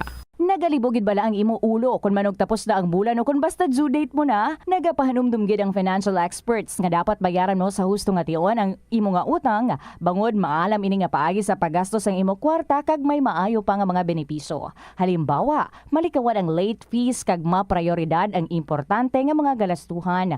Dumdumaman nga ang on-time payment history ang makatibong man o kung makapamaayo gid sa imo nga credit score kag mapa-improve ang interest rates. Ini nga pahanumdom ang ginadulong sa imo sang the number 1 and most trusted radio network in the country, Bombo Radio Philippines. Basta Radio! Bombo! Ano bala ang dapat tandaan sa tion nga magbiyahe agod mangin hassle-free ang bakasyon? Yari ang pila ka mga tips. Una, i-check ang health kag travel alert sa napili nga mga lugar. Ikaduwa, magpili isang safe nga accommodation. Mag-research ka magbasa sa mga reviews sa napili nga lugar antes mag-book. Ikatatlo, siguraduho na nga may nagagana nga mobile phone. Ang tanan nga mga upod agud mangin mahapos ang komunikasyon sa tion nga madula o kung kinahanglan nga magbulagay sa dalan. Be prepared in case of emergencies. Siguraduho na nga may backup nga emergency plan nga may medical reimbursement sa tion nga may maospital bangod sa aksidente. Ini nga pahanumdom ang ginadulong sa imo sang the number 1 and most trusted radio network in the country, Bombo Radio Philippines. Basta Radio!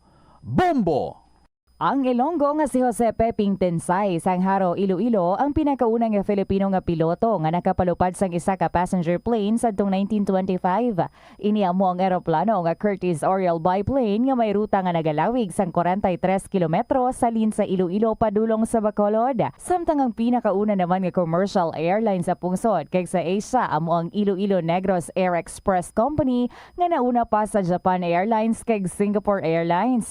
May flight inihalin sa Iloilo padulong sa Manila, Bacolod, Cebu, Davao kag Zamboanga sang 1932 kag padulong sa Hong Kong, Bangkok, San Francisco, Shanghai kag India sang 1946. Bangod sini ginkabig ang Iloilo nga birthplace sang Filipino Commercial Air Transportation. Yari ang mga simple nga paagi agod makakinot sang tubig. Magpamunyag lang sang tanom kon ginakinahanglan kag nagakadapat. Magtala na sang adlaw kag oras ang pagpamunyag sa mga tanom kag sundon ini. Bunyagan sa makaisa lang ang mga tanom sa sinang adlaw. Antes maglas 9 sa aga ang mas nagakabagay nga oras sa pagpamunyag agod nga mas makapanalupsop ini sa mga gamot kag mangin available sa bilog nga adlaw. Madamo sa ato ng hindi katulog kung wala sang electric fan. Yari ang pila sa hindi manaming epekto sa paggamit sang fan kada gabi. Congestion, ang naga-circulate ka hangin halin sa mga fans, ama kapadry sang baba, ilong kag tutunlan. Allergies, masami nga madala sa hangin ang mga yabok na naga-trigger sang allergies. Makatugas ang muscle cramp ang hangin nga naghalin sa mga electric fan. Amo nga kun kaisa, may eksperyensyahan lang masakit nga lawas kung magbugtaw. Importante man nga regular nga tinluan ang fan blades, agod masigurado nga hindi ini pagkiniran sang yabok. Yari ang mga simple nga paagi agod makakinot sang tubig. Tinguba ang mga lalabahan kag tinguba man ang pagpanglaba. Ang pagpanglaba sang isa ka bes sa isa ka semana ang nagakinot sang naglabot sa 50 litro sang tubig. Kung nagagamit sang washing machine, iset ini sa mas manubo nga wash cycle. Makakinot ka na sa tubig, makakinot ka pa sa enerhiya. Ang kalibutan ginakabug-usan sang 71% sang tubig o kun kadagatan. Kag ang kadagatan nagabud. 2:41 ang aton nga oras. Second letter ni kita, matikita sang istorya ni Tatay Eddie sa Ngahoy. Dear Tita Regine.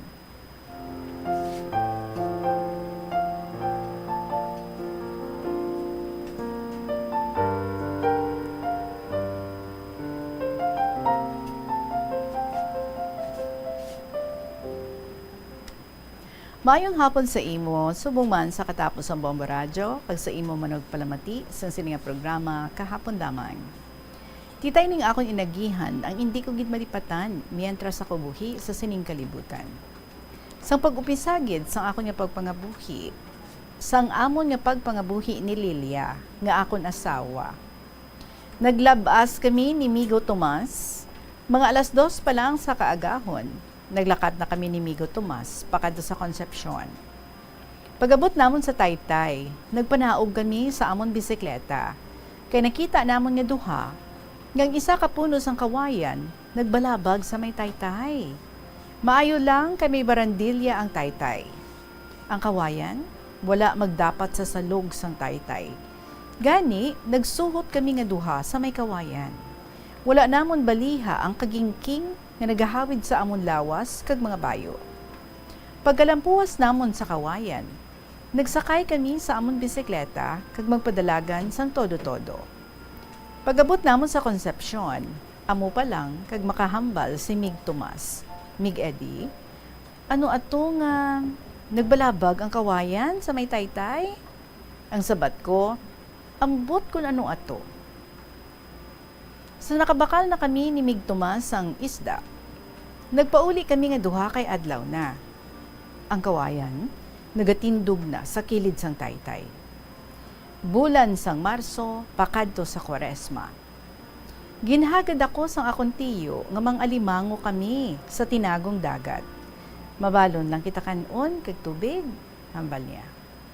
Ang amon lakton, mga 10 kilometros. Sang didto sa Katunggan, tita nakita ko ang isa ka dalaga nga nagalakat sa ibabaw sang punong, nagabayo sang puwerte kasiri nga pagkapula. Tapos ang iya lawas, daw bunlak sang saging ang iya kaputi. Nagalakat sa kahon sang punong, padulong sa akong kinahamtangan. Nagpalipod ako sa isa ka puno sang bungalon, pero sang ulihi, daw nadula man lang siya. Tapos nalantawan ko na lang nga ang dalaga nagalakat sa lawod sang tinagong dagat. Sa pamatsyag ko, daw nagalakat lang siya sa may karsada. Isa ka bes, ginhagad ako ni Maninoy nga mamunit kami sang tilapia sa Danao. Kay kumpare niya ang tag-iya sang punong. Tapos panyaga, naglakat kami nga anong sa pagpamunit tita. Ang nagahulik nga tilapia, do mga palad kadalag ko, na si Roman gid kami kapamunit. Pagpauli namon, nagtabo kami sa suba. Pagtakas namon sa suba, may agyan kami nga kalubihan, wala sa mga balay. Sang sa tunga-tunga na kami, ulihi ako nga nagalakat, gulpi lang, nagbalabag ang baboy sa akon. Tita ang baboy, tagahawak ko ang iya kataason. Ginhikap ko pagani ang iya nga balukag nga nagating karag. Nag-isol ako sa isa katikang, dayon gintindakan ko ang iya balikawang. Pagliso niya, dayon ko lakat. Ginbalikid ko ang baboy, wala na. Dayon ko dalagan sa akon kaopdanan, kag pamangkuton kung may nakita sila nga baboy. Siling nila, wala siguro aswang ato. Sang manog patanom ako, ginhagad ko ang duwa ko kabayaw nga mapaharab kami sa amon karabaw, mga 12:00 gid sa gabi. Masanag ang bulan. Pagabot namon sa haraban, ginbuy-an namon ang amon karabaw. Ang duha ko kabayaw, kinhumlad nila ang ilahang pil nga sako sa duta, kag maghigda sila nga duha. Sang ulihi, natulugan sila nga duha. Ako ya tita, nagapanggabot ako sang kugon, kay pagkaaga, mapagabot ako sang akon sabon. Sang ulihi, tita may nabatian ako nga kadena nga ginaguyod. Ang akon ido nga nagaloko sa akon tupad, nagangurob lang. Sang ulihi, naguntat ang huni sang kadina. Diragid sa akon nga luyo. Dayon ko tindog kag tanawon. Tita, nakita gid sang duha ko ka mata. Ang ido nga itong nga ang iyaliog may paha nga bulawan kag ang kadena bulawan man. Kay nagabadlak sa siga sang bulan. Sang ulihi, naglakat man lang ang ido.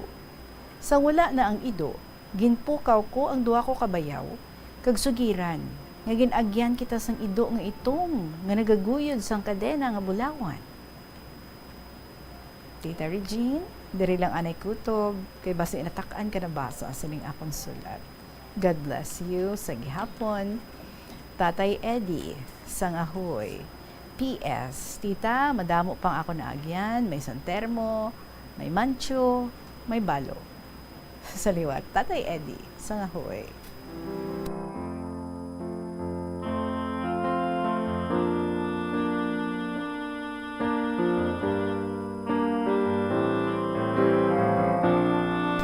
So mga milagro, mga kahadlukan, ini mga gina-share diri sa aton. Regarding sa kawayan nga ato nga sa mo aga pa nga nagahapa sa may taytay pero wala siya nagatunton sa taytay. But sa pagbalik niyo nagatindog na ang kawayan. Probably basi may nagpatindog, it is lang mo adlaw na. Basti man no kay they do not want nga mahamper ang ilang aktibidad sa silang adlaw kay it is necessary nga magtabok sila sa silang taytay so mas ipinang binuligan nila para nga makalakat sila sa tayuyon. So gintakas ang kawayan, siling mo nagatindog na ang kawayan. Anyway, and then atong idu, may bulawan tapos ang paha, bulawan pagin. Ti mayo man no nga wala ikaw gan sa ruso sa amusad to nga ido. Anyway, excited kita with more stories nga siling mo imo pagid nga i-share diri sa KLP. May isang termo, may mga mancho, may balo. Sige wala tontain na. Salamat gid sa imo, Tatay Eddie Sangahoy. 2:48 ang aton nga oras sa mga panubalik ang KLP pagkatapos lang sa pila ka mga importante nga mga pahibalo. Ang Iloilo ang pinakauna nga syudad sa luwas sang Manila nga nakaangkon sang direct shipping lines padulong sa iban nga mga pungsod. Halin sang 1855, nagaserbe na ang Port of Iloilo nga alagyan sang mga international shipping lines nga halin kag padulong sa Australia, Hong Kong, China, Singapore, Europe kag Amerika. September 29, 1855, sang ginbuksan ni Queen Isabella II sang Spain ang Port of Iloilo para sa international market. Mas nangin mahapos pagid ang trade sa tunga sang Iloilo kag Europe, ilabi na sa United Kingdom sang nabuksan ang Suez Canal sadtong 1869. Mga kabombo, excited ka na bala para sa summer vacation mo? Yari ang dapat tandaan. Permi magdala sang tubig bisan diin magkadto. Hindi pagkalimtan ang pagbutang sang sunblock o kon sunscreen. Magsuksok sang manipis kag komportable nga bayo. Kag hindi pagkalimtan ang best summer outfit subong nga 2024. I-enjoy ang bakasyon na kaupod sa mga tao nga malapit sa imo. Kag hindi pagkalimtan nga ang bakasyon tion para magpahuway. Ini nga pahanumdom ang ginadulong sa imo sang the #1 and most trusted radio network in the country, Bombo Radio Philippines. Basta Radio Bombo! Umpisa sang pandemya nangin mas conscious na ang mga tao sa personal hygiene bilang kabahina sang COVID-19 prevention. Apang magluwas sa COVID-19, madamo pa sang iban nga germs kag virus ang kinahanglan likawan agud hindi mag-angkon sang sakit. Yari mga proper hygiene practices nga dapat muhimuon agud maligawan ang nagkalailain nga sahay isang balatian. Insakto nga paghugas sang kamot, pagpaligo adlaw-adlaw, pagpabilin sang good oral hygiene, pagsunod sa cough and colds etiquette. Ang pinakauna nga exclusive school for boys kag dormitory sa Pilipinas ang gintukod sa banwa sang Tigbawan, Iloilo. Ini gintukod sang tanyag nga Jesuit priest kag historian nga si Father Pedro Chirino sadtong 1592. Ginapahayag nga binulan pa lamang nga nakaabot si Chirino sa Tigbawan, natun-an na sini ang lokal nga lingwahe nga Haraya nga amo ang ginapatihan, ginhalinan sang Kinaraya. Nagsulat man siya sang catechesis sa pulo nga Haraya. Si Father Chirino upod ang isa pa ka Jesuit brother nga si Francisco Martin ang nagtudlo dito sang catechism, reading, writing, Spanish kag liturgical music sa mga kabataan sang mga prominente nga pamilya nga Ilonggo kag Espanyol sa banwa. Sang 1975, nagpahamtang sang marker ang National Historical Institute sa banwa sang Tigbawan bilang pagkilala sa amo nga maragtas. Ang Iloilo River Esplanade ang lugar nga para sa inyo. Ini ang favorite spot sang mga Ilonggos sa pag-ehersisyo kag paglantaw sang sunset. Madamo man sa mga local cafes kag restaurants nga malapit sa Iloilo River Esplanade nga makasatisfy gid sang imo nga kagutom. Ang Iloilo River Esplanade ang nakadaog na sa madamo nga mga awards, lakip na diri ang 2017 Gantimpala Excellence Award. Nabaton man sini ang haligi ng Dangal Award para sa Landscape Architecture category sang 2018 National Commission for Culture and the Arts o kon NCCA haligi ng Dangal Award. Nakasimba ka na bala sa Miagao Church? Ini ang kilalaman sa tawag nga Church of St. Thomas of Villanova. Ang construction sa nasabit nga simbahan ang nakumpleto sa tuig 1797. Buena Mano Salvo Year 18 ng Bombo Radio at Star FM. Nakarating bago mag 24 hours ang ating daily winner. Heto siya. Yes, mga kabombo, heto siya. Lucky winner, happy winner from East Baluarte, Molo, Iloilo City. Ang iyang preferred purchase, Silver Swan soy sauce. Ma'am, mahilig ka gid magluto? Oo. Ako gid ng galuto sa ngamon sudan. Wow. Anong pinaka-paborito nga dish? Adobo nga manok. Feeling ko namit-namit ka din yung mga paborito or ang imo adobo nga manok iti Silver Swan soy sauce yung imo ginagamit. She's 55 years old, mga kabombo. Nagabutan siya sa presensya sa aton nga FDA representative, si Ma'am Crystal Jane Lyson. Ma'am, kumusta ang feelings ang isa ka winner? Nalipay man ko ikay pagambal sa akon to sang tupad balay.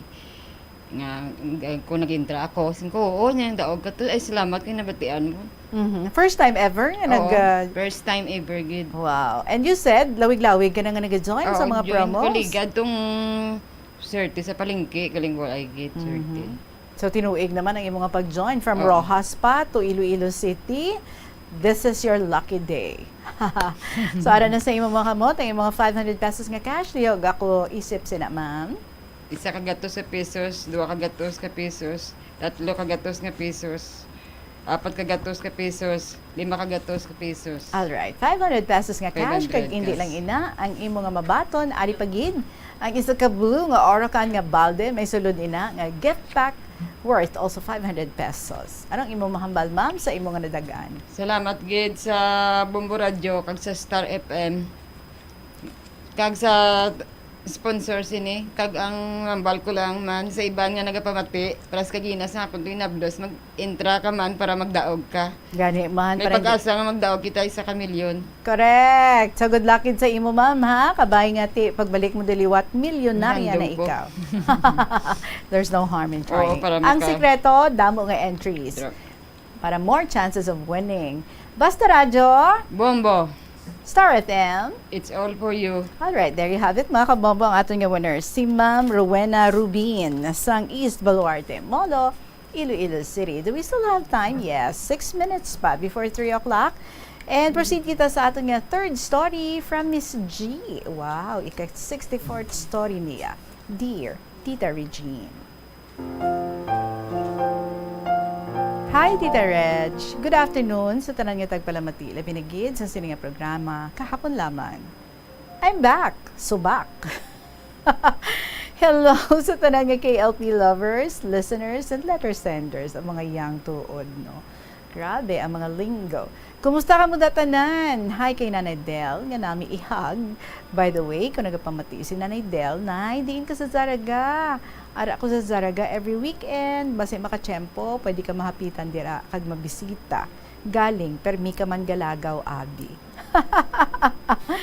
Pag machempohan mo gid no, si Nanay Del, enjoying life, enjoying her her travels.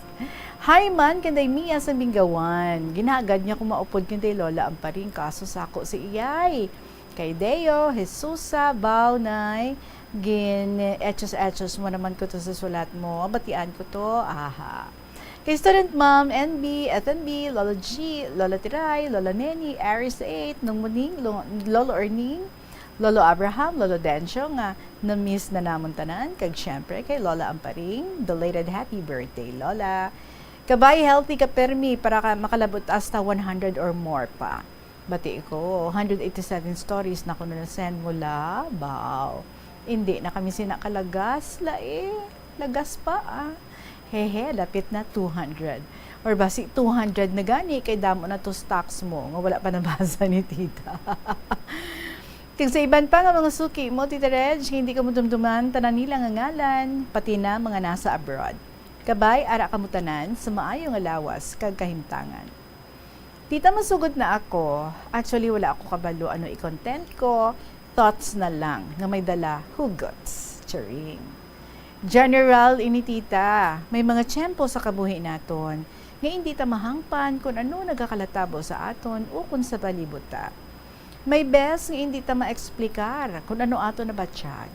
May tion man nga pamatsyag ta do against ang tanan sa aton.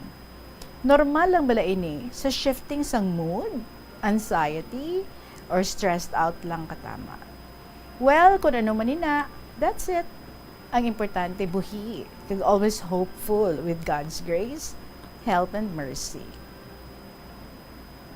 Ang iban sa aton, may ginabatsyag o kung may naatubang nga nagakalain-lain na sirkumstansya o kung butang. Halimbawa, challenges, difficulties, sufferings, anxiety, depression, pain, grief, kag kung ano pa dira nga mabugat nga ginapasan. Sa pihak nga bahin, may ara man niya nga in love, fulfilled, satisfied, genuinely happy, kag kamag-an lang sang tanan para sa ila. Shene alls. Meaning, sana all. Okay. So, I heard the story of Sadie last time, tita. She's right when she said, na hindi tanid ang sympathy sang iban, pero hindi man kita ipokrita kag ipokrito. Ako untaman kag sa hindi, kis aga pamagaan man sa nabatsyag ta, kung may nag-sympathize or empathize sa aton at times, lalo na sa mga malapit sa aton. And we need to appreciate those people who have always been there during our rough times. And yes, ang ibang listeners lang, lalo na kung hindi makabulig ang ila itugda. May mga tao gid nga nagaulikid sa aton, like pamilya, kag abyanta, labaw sa tanan, ara ang Dios, anytime ga kinahanglan kita. Sa mga panahon nga feeling ta nagaisahanon kita, ara pa ang Ginoo para dangpan. Sa mga panahon nga wala may mabulig sa aton, ara siya para buligan kita. Sa mga panahon nga pamatsyag ta, ginbayaan na kita o kung kinsikway sang kadaman, ara siya para kita pagaupdan. Sa mga panahon nga nabugatan ta, kag do hindi ka nagid madala, ginapabatsyag niya nga ara lang siya, nagaalalay para makaya ta pa. Sa mga panahon nga wala na sang tawo nga makahangop sa aton, ara siya para kita intindihon. Sa mga panahon nga nakapoy na gid kita, kanagapalang luya, siya ang nagahatag sang kusog kag kabakon. Sa mga panahon nga daw malumos ang kasubo ang tagipusoon ta, ara siya para maghatag sang kasadya. Sa mga panahon nga daw malihis na ang aton landas, ara siya para kita ubayan, padulong sa intsakto nga dalan. Sa mga panahon nga daw masuko na gid kita, ara siya para hatagan kita sang paglaom nga makapadayon. Gani, kapit lang mga besh. God has always something for us, a key for every problem, a light for every shadow, a relief for every pain and sorrow, and a better plan for tomorrow. Tita, pakibasa ang lyrics ng song below, please. Magwawagi. Bawat isa'y may pinagdadaanan, may mga hirap, mga kalungkutan, may nangungulila, may namamanglaw, at ang pagluha ay hindi mapigilan. May mga hating gabing hindi mapaidlip, minsay nangihina at pagod ang isip. Pagtibok ng puso ay tila bumibilis, pagkat hindi tiyak bukas nasasapit. Mabuti na lamang at diwa ay napukaw, nang maramdaman ang iyong pagmamahal. Ang mga pangamba ay agad na naibsan, dahil sa pag-asang di kami iiwan. Kami magwawagi kung iyong sasamahan, at sa aming laban ay laging tutulungan. Hindi magagapi anuman ang magdaan. Pag-asa ay mararating, buhay walang hanggan. Aming dalangin, naway pagtiisan, mga pagkukulang at mga kamangmangan. Kami ay ibangon kapag nabubuwal, at huwag bayaang sa iyo'y mapawalay. Salamat, O Jesus, sa iyong pagmamahal. Ikaw ang pag-asa't ligaya sa buhay.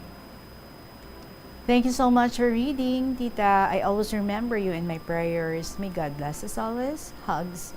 Love and miss you, ta. Takop ko na ni. Salamat, liwat. Best regards, Miss G.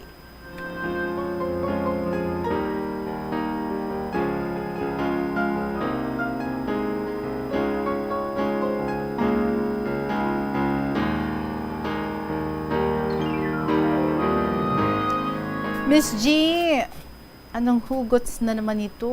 But anyway, thank you so much, Gid, for letting us know that we only need one person in every needs. In every need na kinahanglan naton. Jesus is our friend. Jesus is our consoler. Jesus is our provider. Jesus is the one who lifts us up. Ano man ang ato nga ginabatyag, He is always there. If feeling ta everybody is gone, everybody has forsaken us, but never would our Lord forsake us. Hindi gid niya kita pagpabayaan. He is the source of everything. He is all that we need. He is enough para sa aton. Provider, friend, consoler, tanan-tanan, no? In all aspects sa aton nga pagkinahanglan, sa aton nga kabuhi, siya gid ang nag-provide sina. Do we need love? Ihatag niya ina. We need forgiveness? Siya gid ang mahatag. We need mercy, we need grace, we need guidance. Tanan-tanan, siya gid ang maghahatag sina sa aton.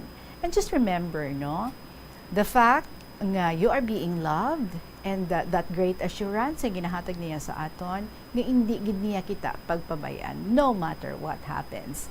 Just remember, sa tanan-tanan nga mga gina-go through naton sa aton nga kabuhi, like roller coaster, no? Damo twist and turn sa mga bumps ang roads nga aton nga maagyan, but always remember this.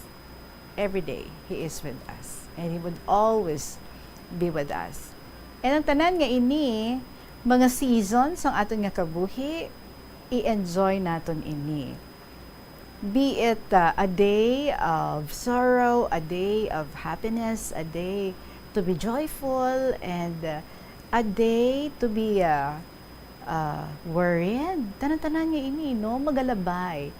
A day full of anxieties, stressed out ka, tanan-tanan ini, ha? Always remember, magalabay lang gid ini. And do pareho lang gid ina, no? Sa goma nga nagalibot, kag sometimes hara kita sa ibabaw, kung kaisa ara man kita sa idalom. Sometimes happy kita katama, sometimes problemado kita katama. But in all these situations, always remember that you have God.